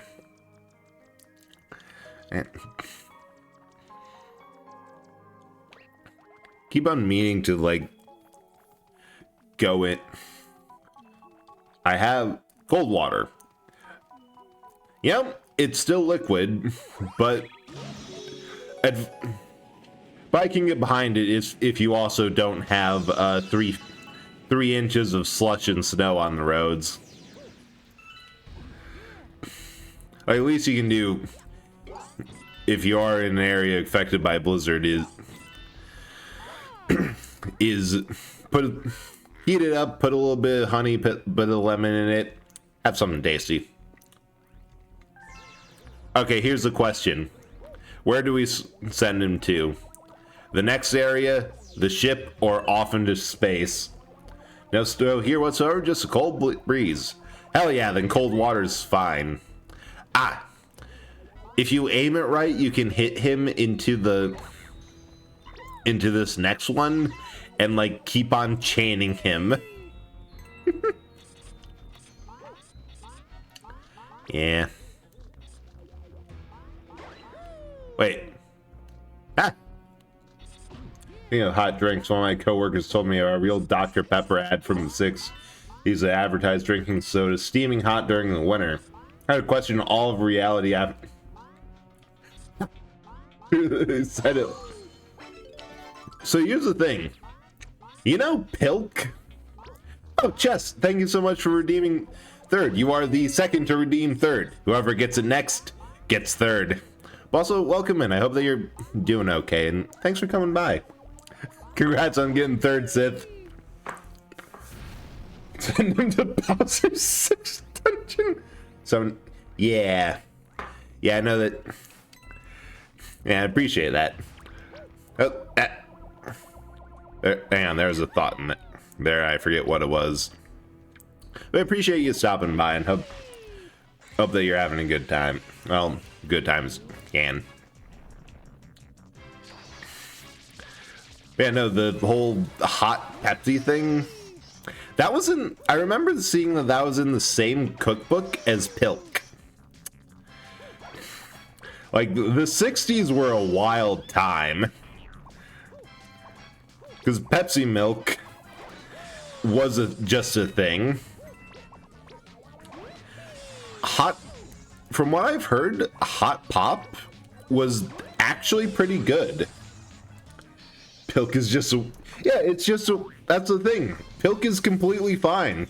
It's just a Pepsi float, but you've let all the ice cream melt. Yeah, I had a liter of hot cocoa before the stream, and well, at the start of the stream. It has since both cooled off and has been finished, but honestly, I am really happy with my personal recipe for like fancy hot cocoa, because I do. It's only a liter because I have an absolutely massive mug of it. But it's like 1 tablespoon of cocoa powder, 5 tablespoons of sugar to counteract the bitterness, about a teaspoon of vanilla, a sprinkling of nutmeg and cinnamon, or in this case, because I found one, a cinnamon stick, and then either added to the hot water, a splash of milk to kind of cool it off and make it creamy, or Bailey's Irish Cream, like if you want it a little bit boozy. Hot Pop is good. If I had any pop in the house right now, I would be more than tempted to microwave some up. Because now I'm curious, because like I've heard hot cola's good, and like something that was really popular a while ago, a long time ago. But like 9 times out of 10, things that tasted good back then were popular for a good reason. I'd almost do it with Pepsi, because that was designed to be drunk warm. Like that predated refrigerators. Irish Cream. Yes. I go get a nice boozy hot cocoa right now, but makes me sleep so fair. I'm not sure, because with the hot cocoa, it could either be I was trying to stretch it out to like point, do I have this in the right direction, and then go straight opposite. But yeah, no, fair. If it's a question of whether or not you're going to be able to sleep, you can definitely skip it. No, it's really good.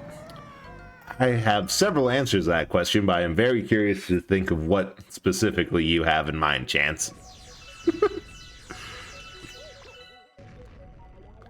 Alright. One of the few galaxies I have to... D's Nut.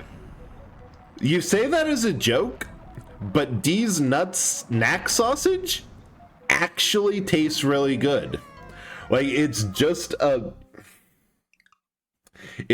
package of sausage bites, but the company name is DEEZNUTS, D's Nuts. So of course, I first saw them appear in stores, like everyone I knew at college grabbed them, because we were all college age and thought that was hilarious. And like, yeah, I just walked off the side. They're actually just a good snack. Yeah, oh god, you have to get a really good grip in here. Like, unironically, this is one of the hardest levels in the game, just because you're taking somewhat blind shots with the extra timing of dodging cannonballs. A lot of cannonballs. 1, 2, 3, and hope I don't. And of course, I don't think the pole stars and mines are any better. Oh no, they are better, for the sole reason that you can recover Ah! You just, yeah, like I was off by a little bit. And then just straight down.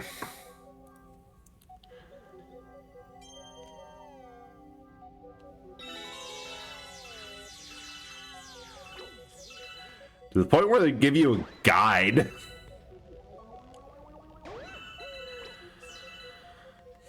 Going to ignore that because we are making up on lives in Starbits. I didn't realize how close that was. Fire! Must be the only person I know who doesn't mind when I leave a bottle of Coke in the car on a hot day. Yeah. I think it depends, like, fire in the hole! I can't believe we hit that in the first try. That one's rough. I think everyone just kind of has different tastes in soft drinks. Because I know that I was... Like, my family has a bit of a habit where they'll... like, drink half of a can of Coke and either use the other half and, like, use it in, like, a drink mixer, or just that's all they drunk, and put it back in the fridge. And that was always fine by me because I really like flat pops. Like, if it's just... 'cause I have a massive sweet tooth, so if it's just the sugary syrup and I can chug it, perfect. God, I miss Diet Coke. I've always gone with non-diet Coke, partially because I've kind of admitted that, okay, if I'm going to be drinking pop at all, I'm just going to be honest and say that this is not a healthy thing. I'm not even going to pretend, and just give me all the sugar and high fructose corn syrup you got. Although lately in an effort to, like, cut down on drinking alcohol, I did some mental math and realized that the beer I usually get, and definitely any, like, bottle liquor, or like liquor in a bottle you can find, except for when I do the $5 wine nights where I just go through the aisle, don't care what I grab, I'm like, oh, this is $5, I'll take it. At least treat yourself to I was, case in point, because what I noticed was that I could either, like, treat myself to a beer, or for less than it costs to get alcohol, I could get the good shit. Like, I could either get like the Mexican Coke, or, which I think is even cheaper. It might be like it's like $2 or something. Or for whatever reason, the store that I have near me always has sales on, like, the same things. I think it's because nobody changes it in the system. Like, it's supposed to only be on sale for like a week, or they consistently need to get this stuff out of the store. But it's always a 2 for $3 deal on this local brand of pop that, because it's local, I mean, I'm saying pop so you have an idea of what region I'm at, and also Blizzard. But like, it's always 2 for $3, and, like, most of the beer I grab, it's $2.80 or $3 for, like, a 4-pack. Like, oh, I'll go with this because I like the taste of it a lot better. And honestly, so far it's kind of been working. I'm just going... Oh yeah, I know. Bolt bill through the middle. Was there? No, there's not a thing yet until you rescue. You're right. Even cheaper, the purest sugary goodness. Hell yeah. Of course, then there's, I don't know, I don't know if this is common to like everyone or just me, but I'm one of those persons who is easily manipulated with sales. It's like once I had, during the drunk stream of Super Mario Sunshine, as a mixer, I grabbed 2 bottles of, 4 liters of Coke. And I was also going to grab 1 for myself, but they were doing something like, buy 4, get the 5th one free. I'm like, well, I'm buying 3 anyway. Extremely Dutch. Very Dutch. The Dutchest. So I just had like 10, yeah, I had 10 liters of pop just sitting in my house. Like, I only need a bit of this, but I guess we're going all the way. And and the next one I still have, because it was just too big of a deal, but I honestly think this is part of the reason I think my local store has stock problems and problems with getting people to buy stuff or predicting what people will buy. Thanks for the mask catch chance. Better luck next time. But like after Halloween, they had full-sized Hershey bars in 6-packs. It got to a point where they were selling them for $1 each. So naturally I bought 24 candy bars because for $1 each, you bet I'm going to buy a lot of them. I think I still have 12 left. Like every now and then I'm like, I want a snack, but I don't know what I could get. I'll just eat a Hershey's bar. Yeah. The easiest way to manipulate me is like most people claim I'm getting a good deal on something. Why would, yeah, sale math. You'd be losing money not to make the most of it. Because like I haven't bought any sort of chocolate since, because I have 24 Hershey's bar. Like, yeah, it's shit chocolate and you're very much better off. Oh, only 30? You're cheap. But you're way more than better off to buy like any other type of candy. But also 24 chocolate bars. It's not the best. Oh, fuck, I hate. This is just as bad as the other one. But like, yeah, you'd be losing money not to. Also, I'm going to be right back for a second because I need to get a bit more water and I need to psych myself up for how annoying this one is. I can just put on a bit of music and I'll be back soon.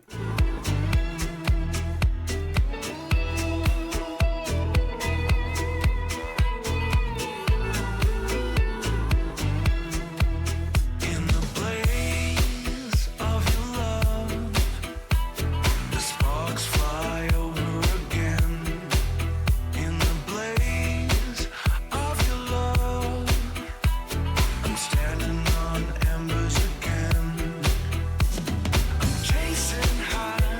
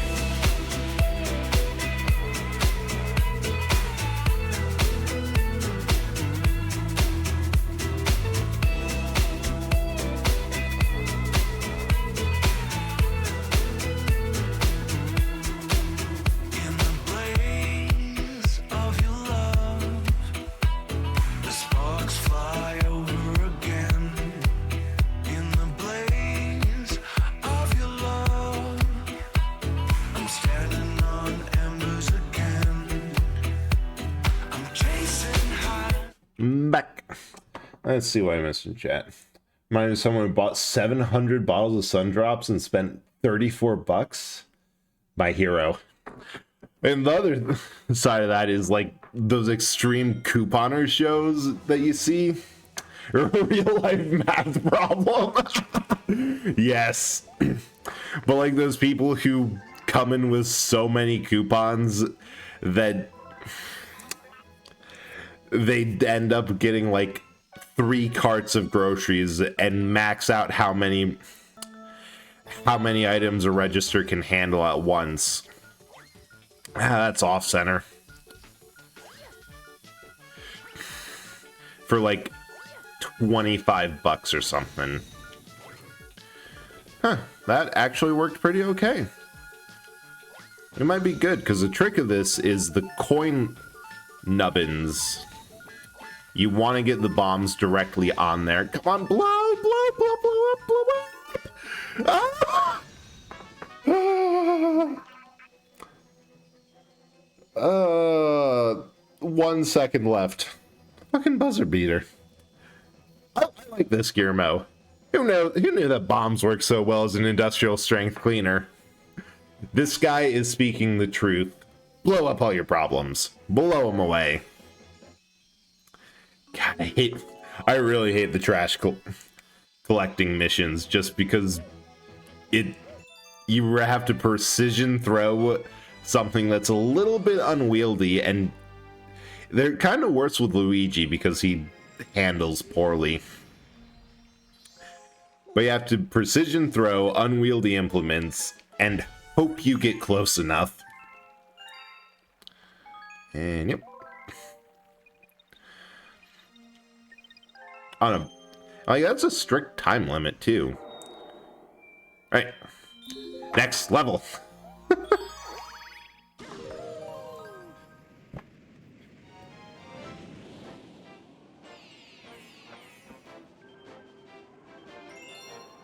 Yeah. Honestly, I think the only reason I don't have any, like, the only reason I don't know any, like, real-life extreme couponers is for the simple reason that there's a little bit of a trade-off. Like, you either have to spend more... Couponing is, like, similar to streaming in the fact that you spend enough time at doing it, like to that level where you get a reality show, and I'm pretty sure most of them are using their shows, the payout for appearing on said show, to finance their runs. Oh hell yeah! Like if you're, that's the one thing that, for as annoying as fast food apps are, and like, oh yeah, get this so we can sell your data or whatever, or so we can always spam you and try to send you push notifications to try to get you to come to our restaurants more often. Like if you regularly go to that restaurant, to like that fast food place, especially as you're getting less and less cheap, grab any discounts you can. Like there's a couple that I should get. Because most of the time I've been able to make it by with like the coupons that they'll send out in the mail. But lately they have been failing me in that regard. How dare. I should really grab like that for Wendy's and Taco Bell, because those are the 2 closest near me. Alright. I want up. Thank you.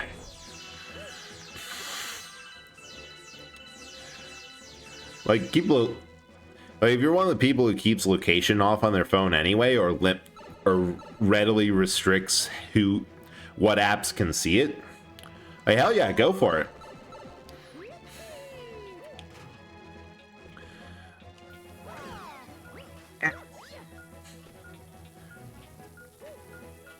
Got a demo of a game and faced one unusual conundrum. Will I play this game for more than 30 days for these fish to pay for themselves? What game did you get a trial that has you wondering about the long-time financial interests of fish?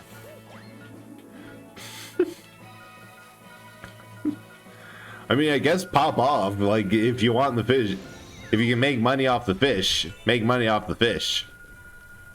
I forget it's A to fire myself, not B. And fire! Missed!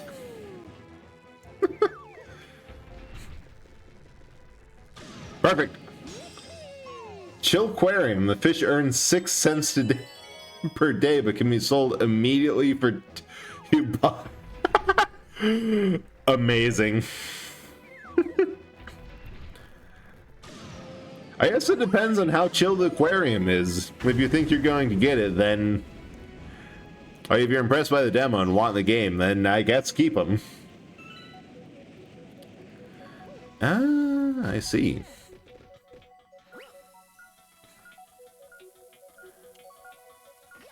Run and... Wait, if I stand right here and blow myself up, can get... Yes, I can! Of course, the other question on that is if you can sell them immediately and get more productive fish. There you go. The goldfish only make 2 cents a day. God, complete and total slackers. You'd expect more for a fish that is literally made of gold. Fire!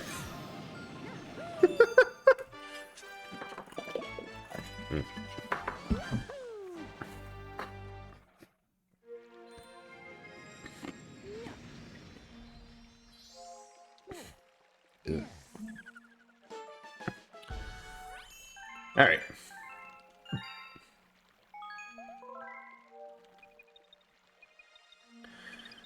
And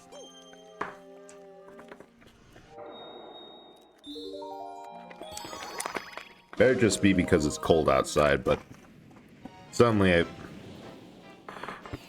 some reason my nose is stuffed up.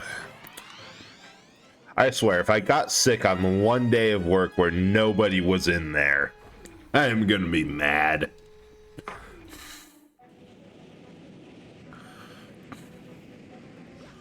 Oh yeah. The tops. I thought I could long jump to there. Note to self, cannot do that. Get stomped on.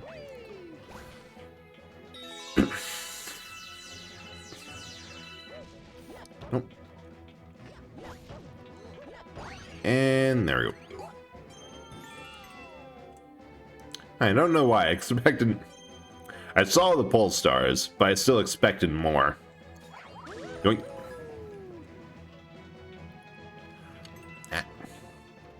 Oh, wait.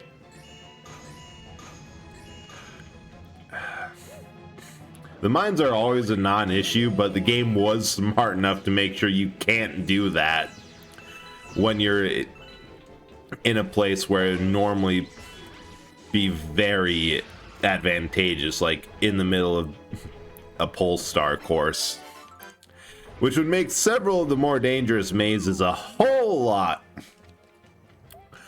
more manageable, because you could just blow up everything between you and the exit.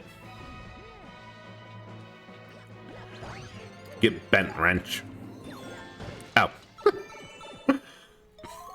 I wonder if there's anything else there. World may never know. Alright, give me a coin.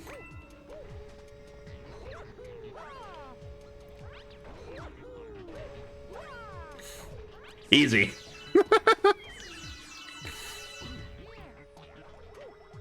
Nope. Alright, so the red ones that will or won't kill. Nah, it doesn't matter. Boing.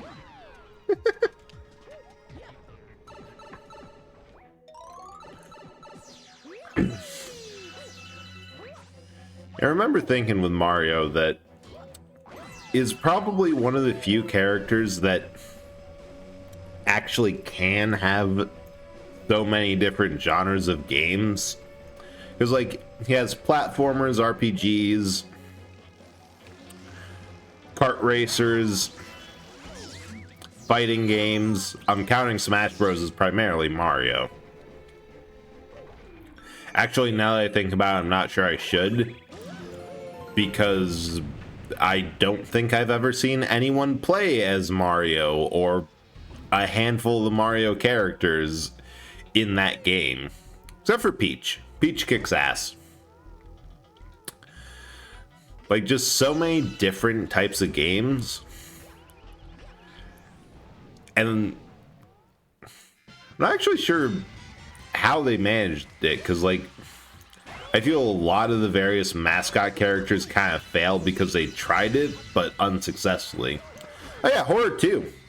And I wouldn't even say kind of, like, some of the animations that are used in Luigi's Mansion, like the little cutscene that happens whenever you try and unlock a locked door or first unlock a door, those are lifted completely from Resident Evil.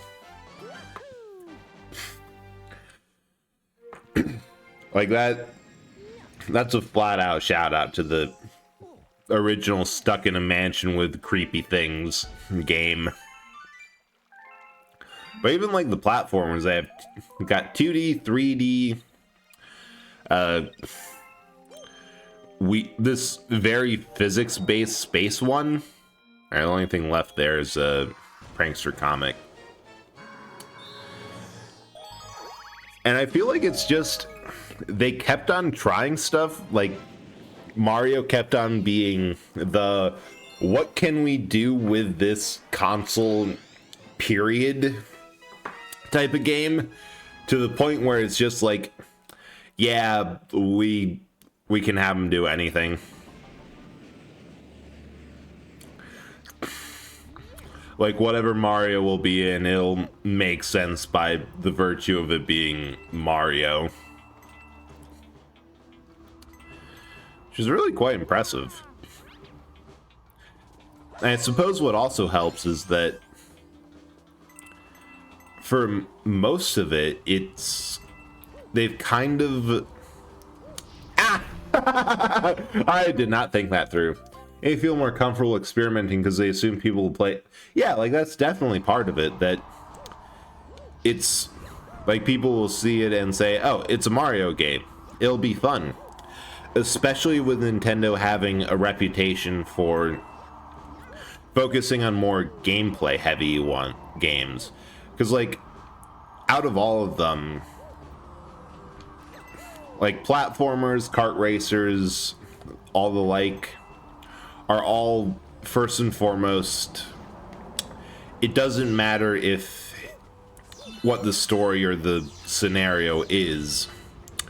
You can pretty much justify anything if it's fun to play. Like, if the platformer feels good, you're golden. And even for the rest, like, one of the writing guides for Paper Mario is that it should have quote-unquote flat characters. Like, low stakes, humorous, funny, not too in-depth or emotional plot lines like Final Fantasy. And even then, they, like, I've said multiple times that as far as gameplay for the RPG genre goes, Mario RPGs are more fun to play. Like, not looking at story at all, Mario RPGs are more fun than Final Fantasies to play. Final Fantasy definitely has better stories, like, no question at all.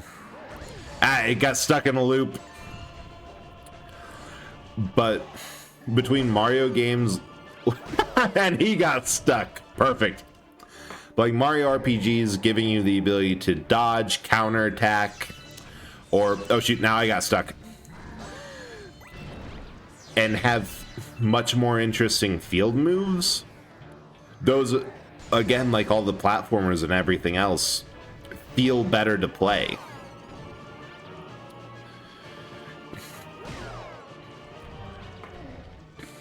And kind of makes me think, like, when playing Super Mario RPG, which I think we're going to finish at least the final boss. I want to do post game on that because I've been having fun with that.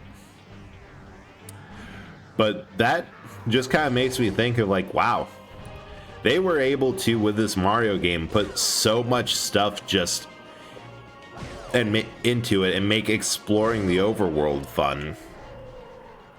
Why did Final Fantasy have more or less the exact same structure for the first 6 games despite being on the same hardware? Like, yeah, Final Fantasy VI looks beautiful, but the overworld controls are virtually no different from Final Fantasy 1. I don't know, it's just something to think about.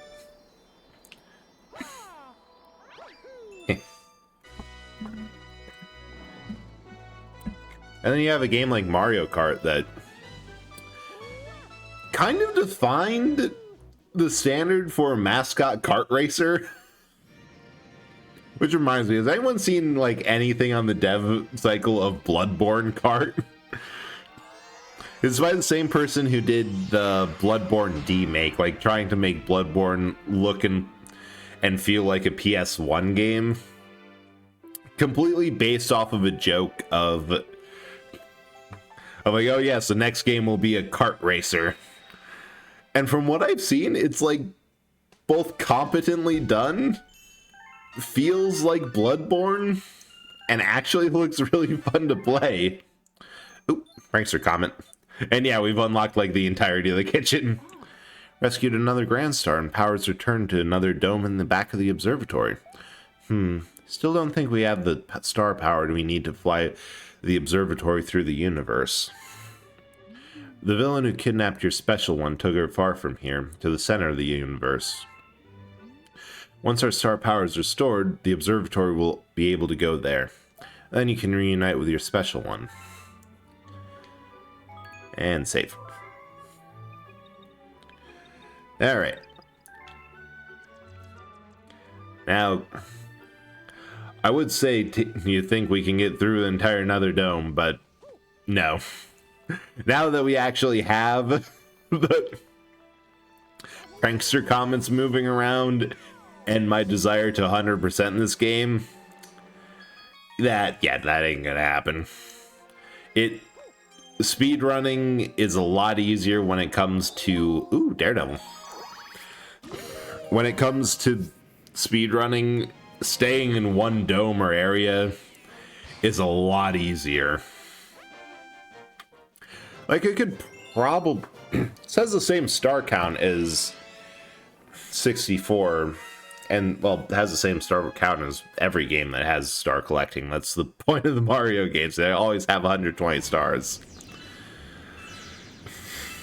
But between the levels being a bit larger and grander in scale, plus the fact that you're going to often be jumping from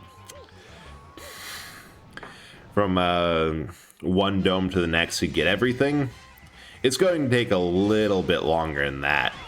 Of course, we also have the option... right on top of me. Oops. We also have the option to do this all again as Luigi. Which, maybe just a couple because it's Luigi. But I'm not sure I can justify going through the same game twice in a row. And, boink. Alright, get into the wall.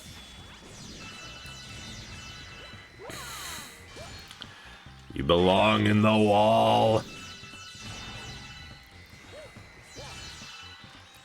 Yeah, the fastest way to deal with the Daredevil comment is just blitz the boss.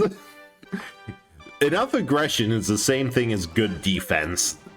If you remember nothing from these streams, remember that.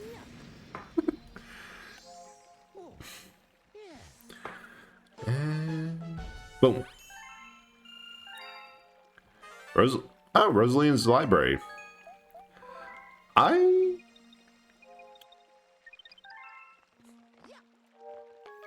think I'm gonna let one or two, a couple of storybook chapters line up before I do them all. Because, okay,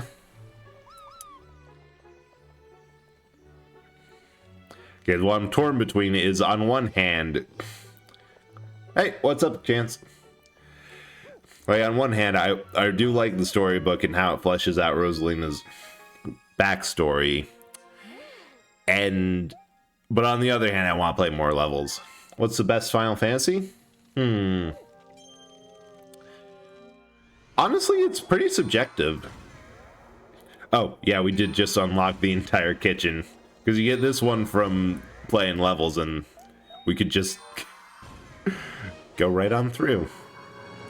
Because, like, one thing I've heard from talking about people who are fans of the series is that the first Final Fantasy you play is quite often their personal favorite.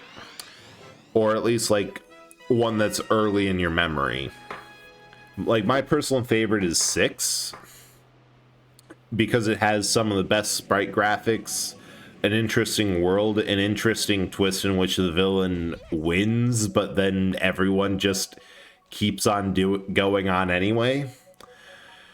But I also know that, like, a lot of people who were never really into Billboard, like, who were never truly into the classic turn-based roleplay style, but were into other MMOs like World of Warcraft, absolutely swear by Final Fantasy XIV, which they have a lot of good memories and a lot of love for that game. I'd say on a technical level, and the other thing is that it's kind of, even on that... Hey, Mecca, hope that you're doing good, and glad that you were able to come in. It's always nice seeing you around, and hope that your day has gone okay. We're just talking, chilling, sitting in a bubble. But yeah, and it's also interesting to say... Ah! No! I flew too close to the sun and the landmine. It's also interesting to say because the series has gone on for so long that it's also hard to say, like, well, on a technical level or an artistic level. Because, like, yes, Final Fantasy VI had gorgeous sprite art, but Final Fantasy VII being able to render everything in 3D is a massive achievement in and of itself. To the point that, and even on that level, if you look at pre-rendered cutscenes and the still pre-made images, like pre-rendered and hand-drawn parts of it, they're also impressive in their own rights. Like, I love the sort of painterly aspect that some of the backgrounds have. It's alright. No, that's good to hear. Mine was okay. I had a good day, all things considered. Like, those backgrounds are also impressive for 7. And then on gameplay wise, as I said before, like 1 through 6 didn't really iterate all that much. They tried some things in 2 and went back to turn-based, improved it a lot in 3 and 4, and by 5 and 6, 5 had the job system that was absent from 6. And, like, if you go in terms of anything visual, it's hard not to give a consideration for, like, 15, 6, and 16, which were really technically impressive.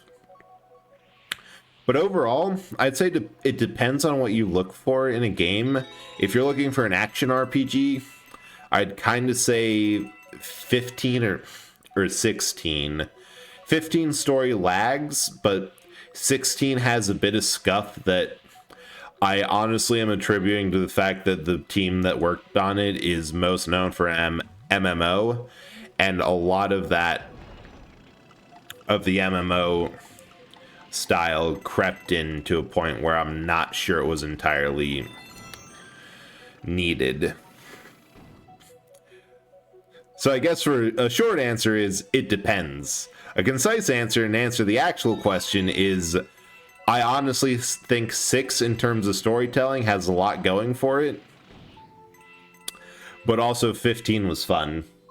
So, ooh, I am going to have to, I will admit, Chance, that I am very bad at going through videos that are sent to me that take a moment.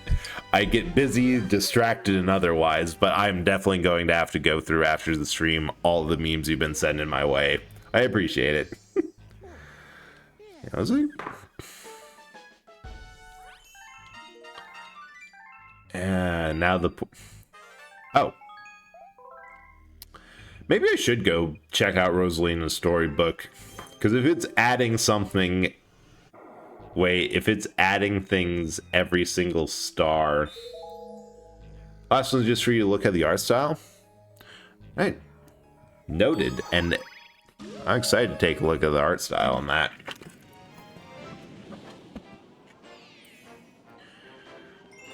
No, what was it? For like hand-drawn style. I absolutely love games that have taken the time and expense to do beautiful, like, hand-drawn or hand-painted anything. Even if it's a wait, was this one? Yes. Even if it's just a static image, like a background or a map or like or just like on a more two-dimensional area, like something that you can have a static image form the main chunk of a map or a stage. It always blows me away, and I know that the best examples are like the entire Metal Slug franchise. I know the original arcade games. I don't know for like the newer ones. Camera, please. Because I know there was a Metal Slug Tactics game that came out that might be in like digital, like more digitalized and sprite type or sprite style graphics that emulates the old style but is not hand drawn like the original. And then there was an RPG. Oh, was it? It was one of the Mana ones. I think World of Mana or Legend. Yeah, World of Mana, PS1, that had a somewhat incomprehensible plot and a very much incomprehensible crafting system. That everything on that was meticulously hand drawn, like all the backgrounds. Like, yeah, on one hand, in some cases, it leads to a weird instance of backdrops, beautiful. Character sprites, they did their best. But most of the time, they're able to match up to a point, like especially with Metal Slug, where, you know, the character sprites were also hand drawn. So sparkly in the ocean. Where's the last one? Is it not in the ocean? But I think like part of it is that the more effort is put into art, the more impressive it is. Aha! You.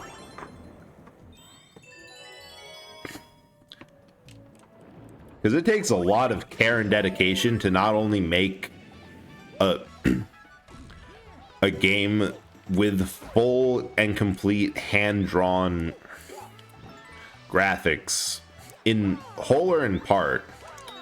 It takes a lot of effort to make that game notable as one of the hardest run and gun games that you can find. Like, to also do a great job on mechanics and game design, just fucking peak.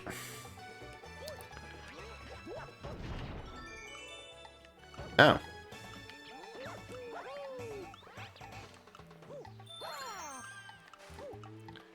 Still stayed up.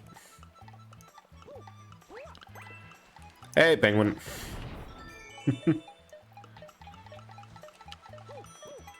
Oh, that's cool. If you have two different things under a timer up at the same point, at the same time, the second one will have a different tone to it to differentiate it from the first.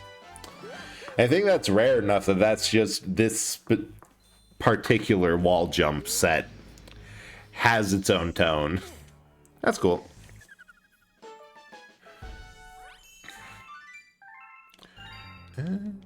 Ooh, Hungry Llama. Wait. I think...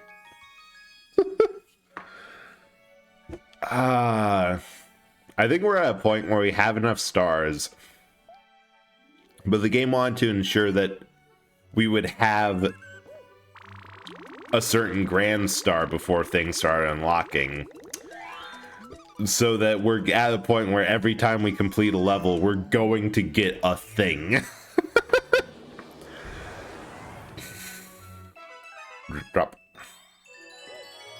Like either a Hungry Llama, a storybook chapter, or something. Because the game assumes that you're not going to meticulously complete every single level to get every star the minute it's available. So...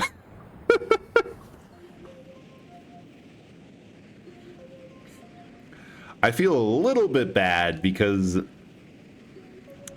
my methodology of get every single star as fast as possible and as quick as you can. Oh, hey, Torpedo Teds. I think this is the first time it showed up since, like, Mario World. Ah! I didn't count. I failed to account for the curve. Curses. Ah! What was I saying? Oh, yeah. That feel a little bit bad because it... Ah! You are not a shell. It's like, it's not quite the same as an organic blind experience. But on the other hand, I do a lot of this without thinking. You are also not a red shell. Game, please. My aim is not that good. Well, you're not a red shell, but you get points on for being red. So we'll call that a wash and go swim somewhere. Aha!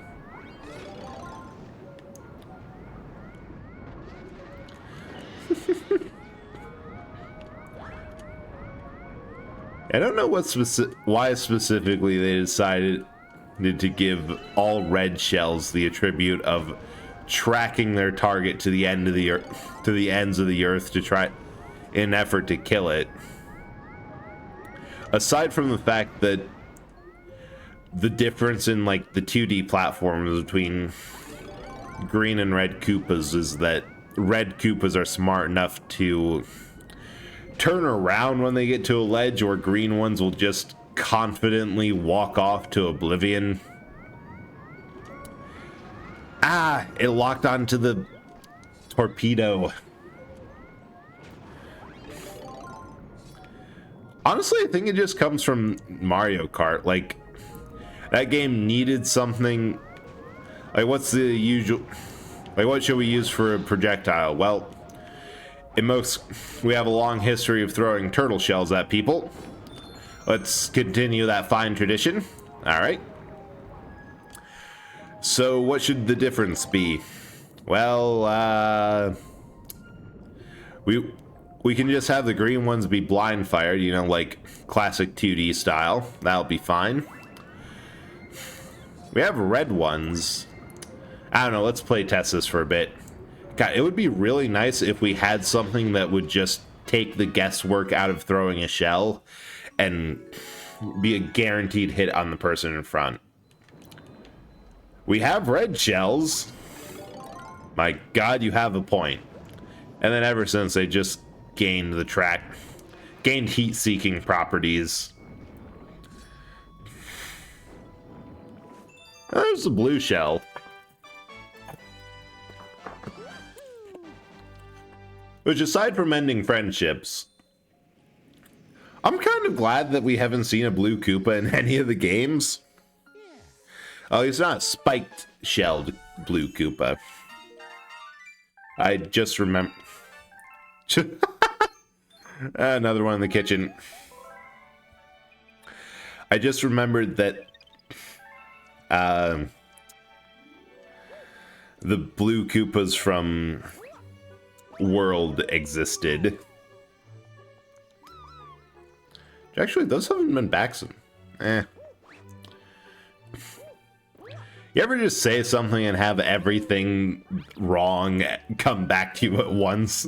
Because I am now remembering every single time there was a blue Koopa in Mario at all.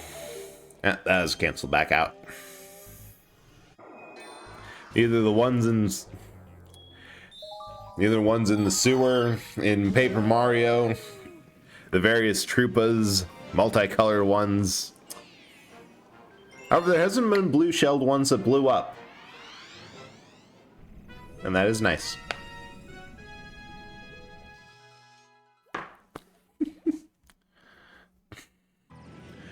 Alright. Let's see if I remember the secret one here. Actually, of course I do. This is on the list of it was such a pain to figure out the first time that it is burned into my brain completely. Alright, Ted, come on.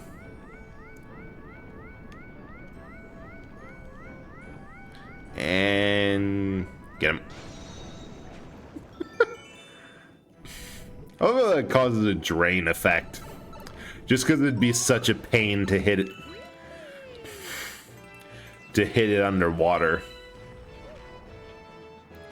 Oh. I remember.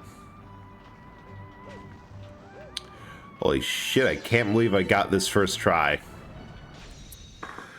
I was expecting to have to camp this launcher over here to try to get one. I did not expect all of those builds to survive.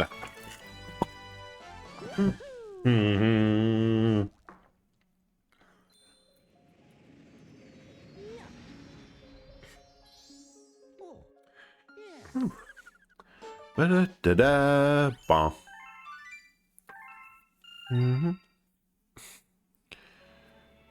You rescued a green power star. The stars have a special power. Ask the green Lumas about them. After all, they will transform to green power stars someday. I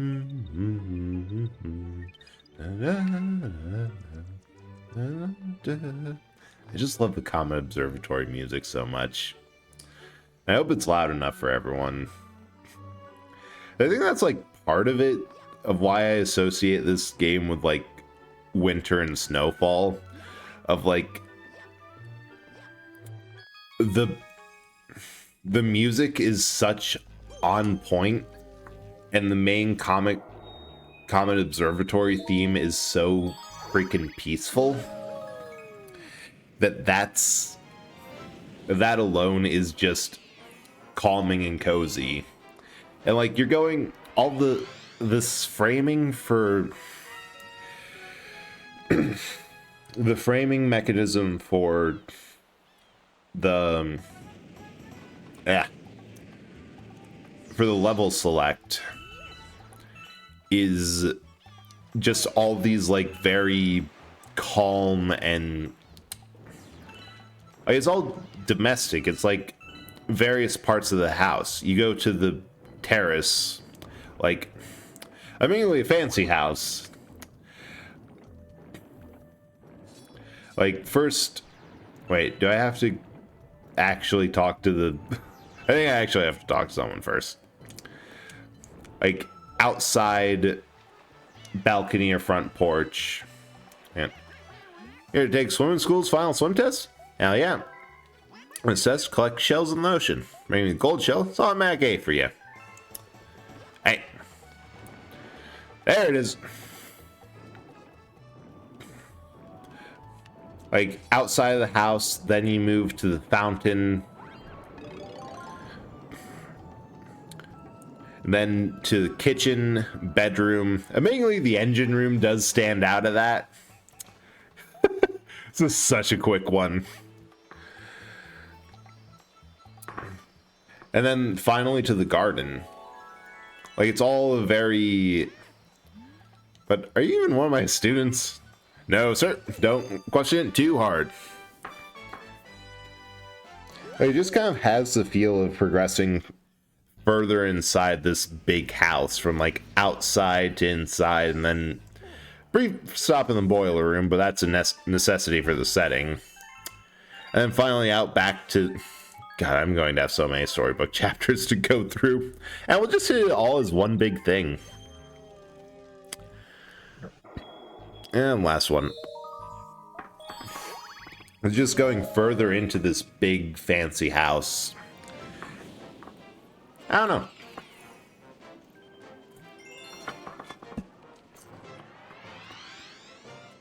It kind of just emphasizes the fact that all in all, the Comet Observatory is first and foremost Rosalina and the Luma's home, not anything else. Free swim!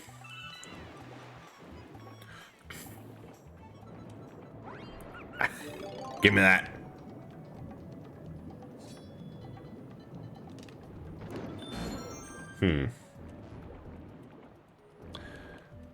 Right, more shells.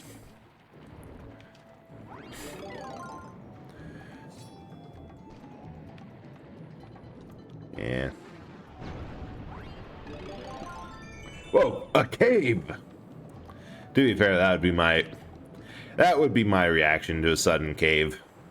Caves are just neat, you know? Ow. I really thought I could hit that guy with a shell. I've been punished for my hubris. I will not apologize. Ow. Kid. The best part of the game is that all the level transitions are sometimes all the level transitions are sometimes... Oh, shoot. Almost got squished. But sometimes the level transitions will have an... Nope. I thought I could get to that moving block, but not quite enough speed or distance. But yeah, sometimes you'll transition with like this whatever with this effect underneath you. Like in that case, it was a geyser that popped up underneath, and like that's just a really cool and unique way to make something as simple as going from one set piece to the next a lot more memorable. And I really wish more games would do that. That actually worked. I don't think I can long jump all the way to the star from here, so... Can't cross this. Getting right underneath.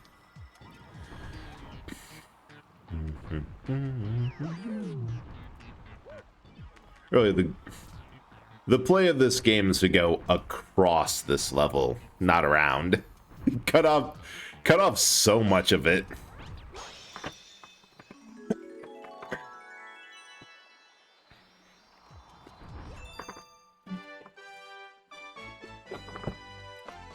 Now, honestly, give me more of that kind of shit. Like, I don't want I don't want this big interconnected and logical world. Make me transition from well-planned and well-designed course to course within a level in a way that just looks awesome. Like, give me a cool set piece. Huh? Secret Star. Where? I was going to go on to the next level, but yes, there. But I've honestly forgotten where the Secret Star is on this. Yes. I mean, it has to be over here.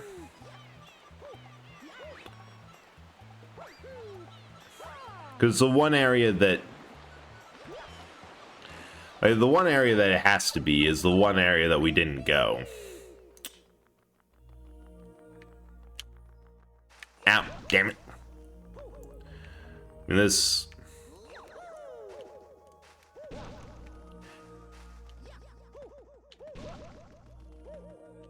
This ain't it, but... Ha! Oh, that worked perfectly.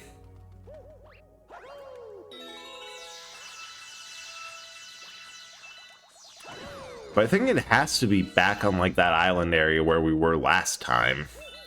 Simply because... Unless it's underwater. Like, in the main area where all the penguins are swimming. Oh! There it is. Has to be that suspicious chest. When in doubt, take whatever was in there last time and requires you to use a supplied gimmick for the level. And there you have it. Okay, bigger question. No. All right. We'll beach ourselves over here to see how we can get there. Long way it is. Hope I didn't have to spin to get up there. Oh, now we're fine.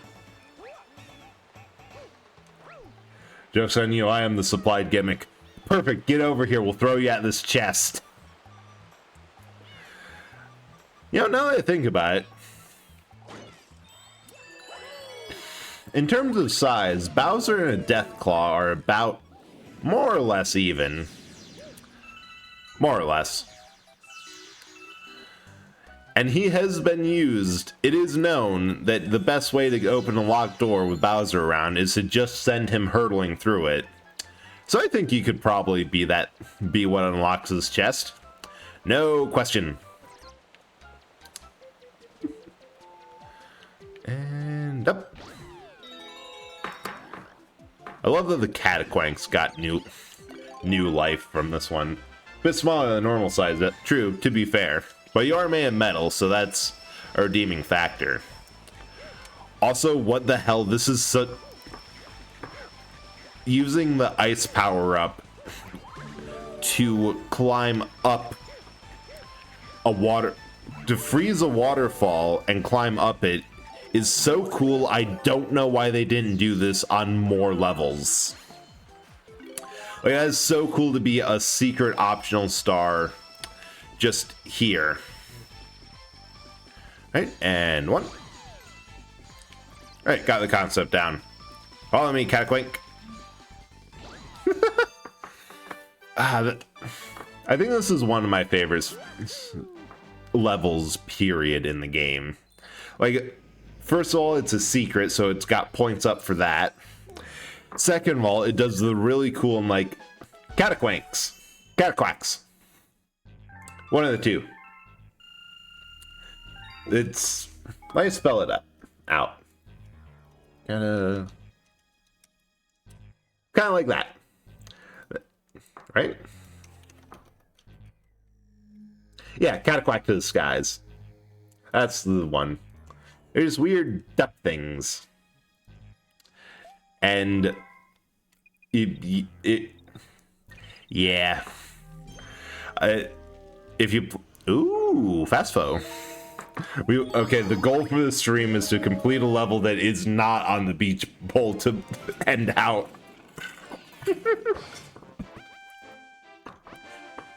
Yeah, they're mentioned in like a handful of sources. Like they first showed up in Sunshine, and props for Nintendo for having like bit enemies, and if they had a design that was good and they knew it, then they'll find new life for it. You're good. Oh yeah, by all means, get hydrate. Chat, hydrate. Hydrate, make sure you have snacks, and make sure you ate something. Take care of yourselves. This is a direct threat. Ah! I got stuck on the weird triangle things. How am I alive? Oh shit. Again. How am I alive? I should have died. Oh. I see.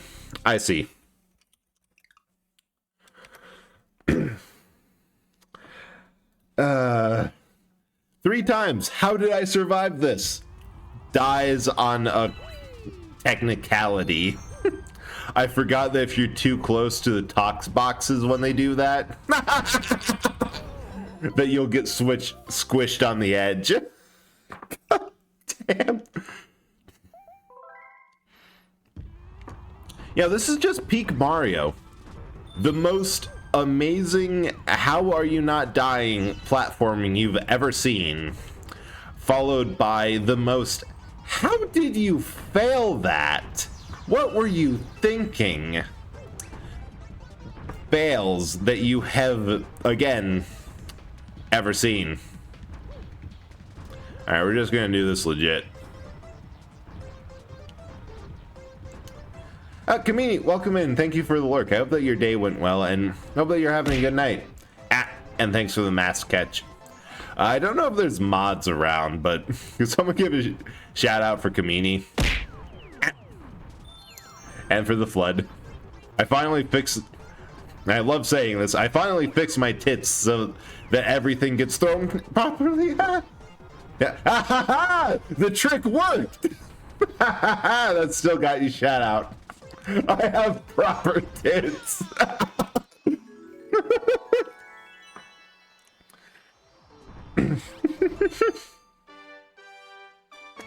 Yeah, I had to update it to increase power in a couple things so I actually get thrown off the screen. I have no idea what had that.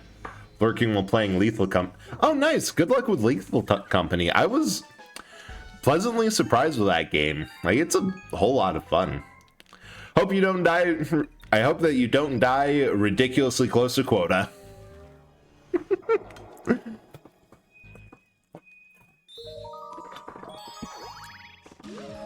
Also, my favorite thing about my custom stream bot and the auto shoutouts is definitely tricking people into shouting themselves out by getting them to type in chat. Because like I get the whole no, you don't have to shout me out, I'm just here to hang out and such. Because like, yeah, you don't want to bring too... Wasn't Lethal... Was it made by one dude? Because that is amazing. Like, the entire VTuber community from what I've seen, and a couple flesh tubers, but it's definitely bias on my part because VTuber, you see what the community you're part of, has just come together and said, no. We know you made this not thinking too hard about it. We are going to make sure this is the biggest thing ever. In all fairness, he did just make a really good game. Like, it's polished, but still it visually stands out enough to feel very unique. What? Huh. Well, that works. Yeah, no, I get the whole...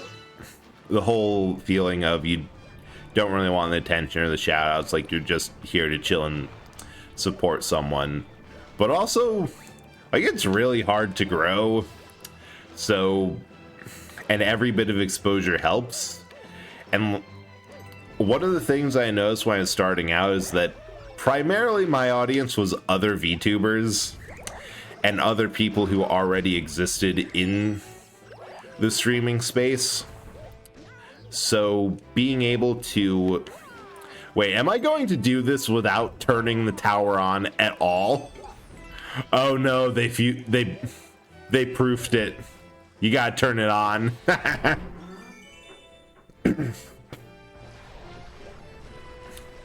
Like, it's just so hard to get started that I do also want to support the other people who have honestly made me streaming actually possible. And plus, it's funny when people get shy around shout outs. I will admit it, I do take a little bit of joy in people suffering.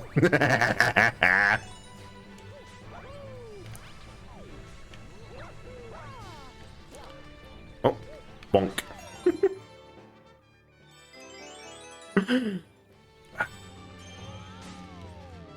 Yeah, you can give me that look at all you want, Chance, but you know it's true. Alright, unscrew the Pokeball. You know, now that I think about it, like, at the time, this just looked like vaguely Pokeball shape, but now it's like a dead ringer for Arceus's old style tumblestone balls. Like, even down to the little nut on the top. Oh. I wonder if that was like a little bit inspired. Cool.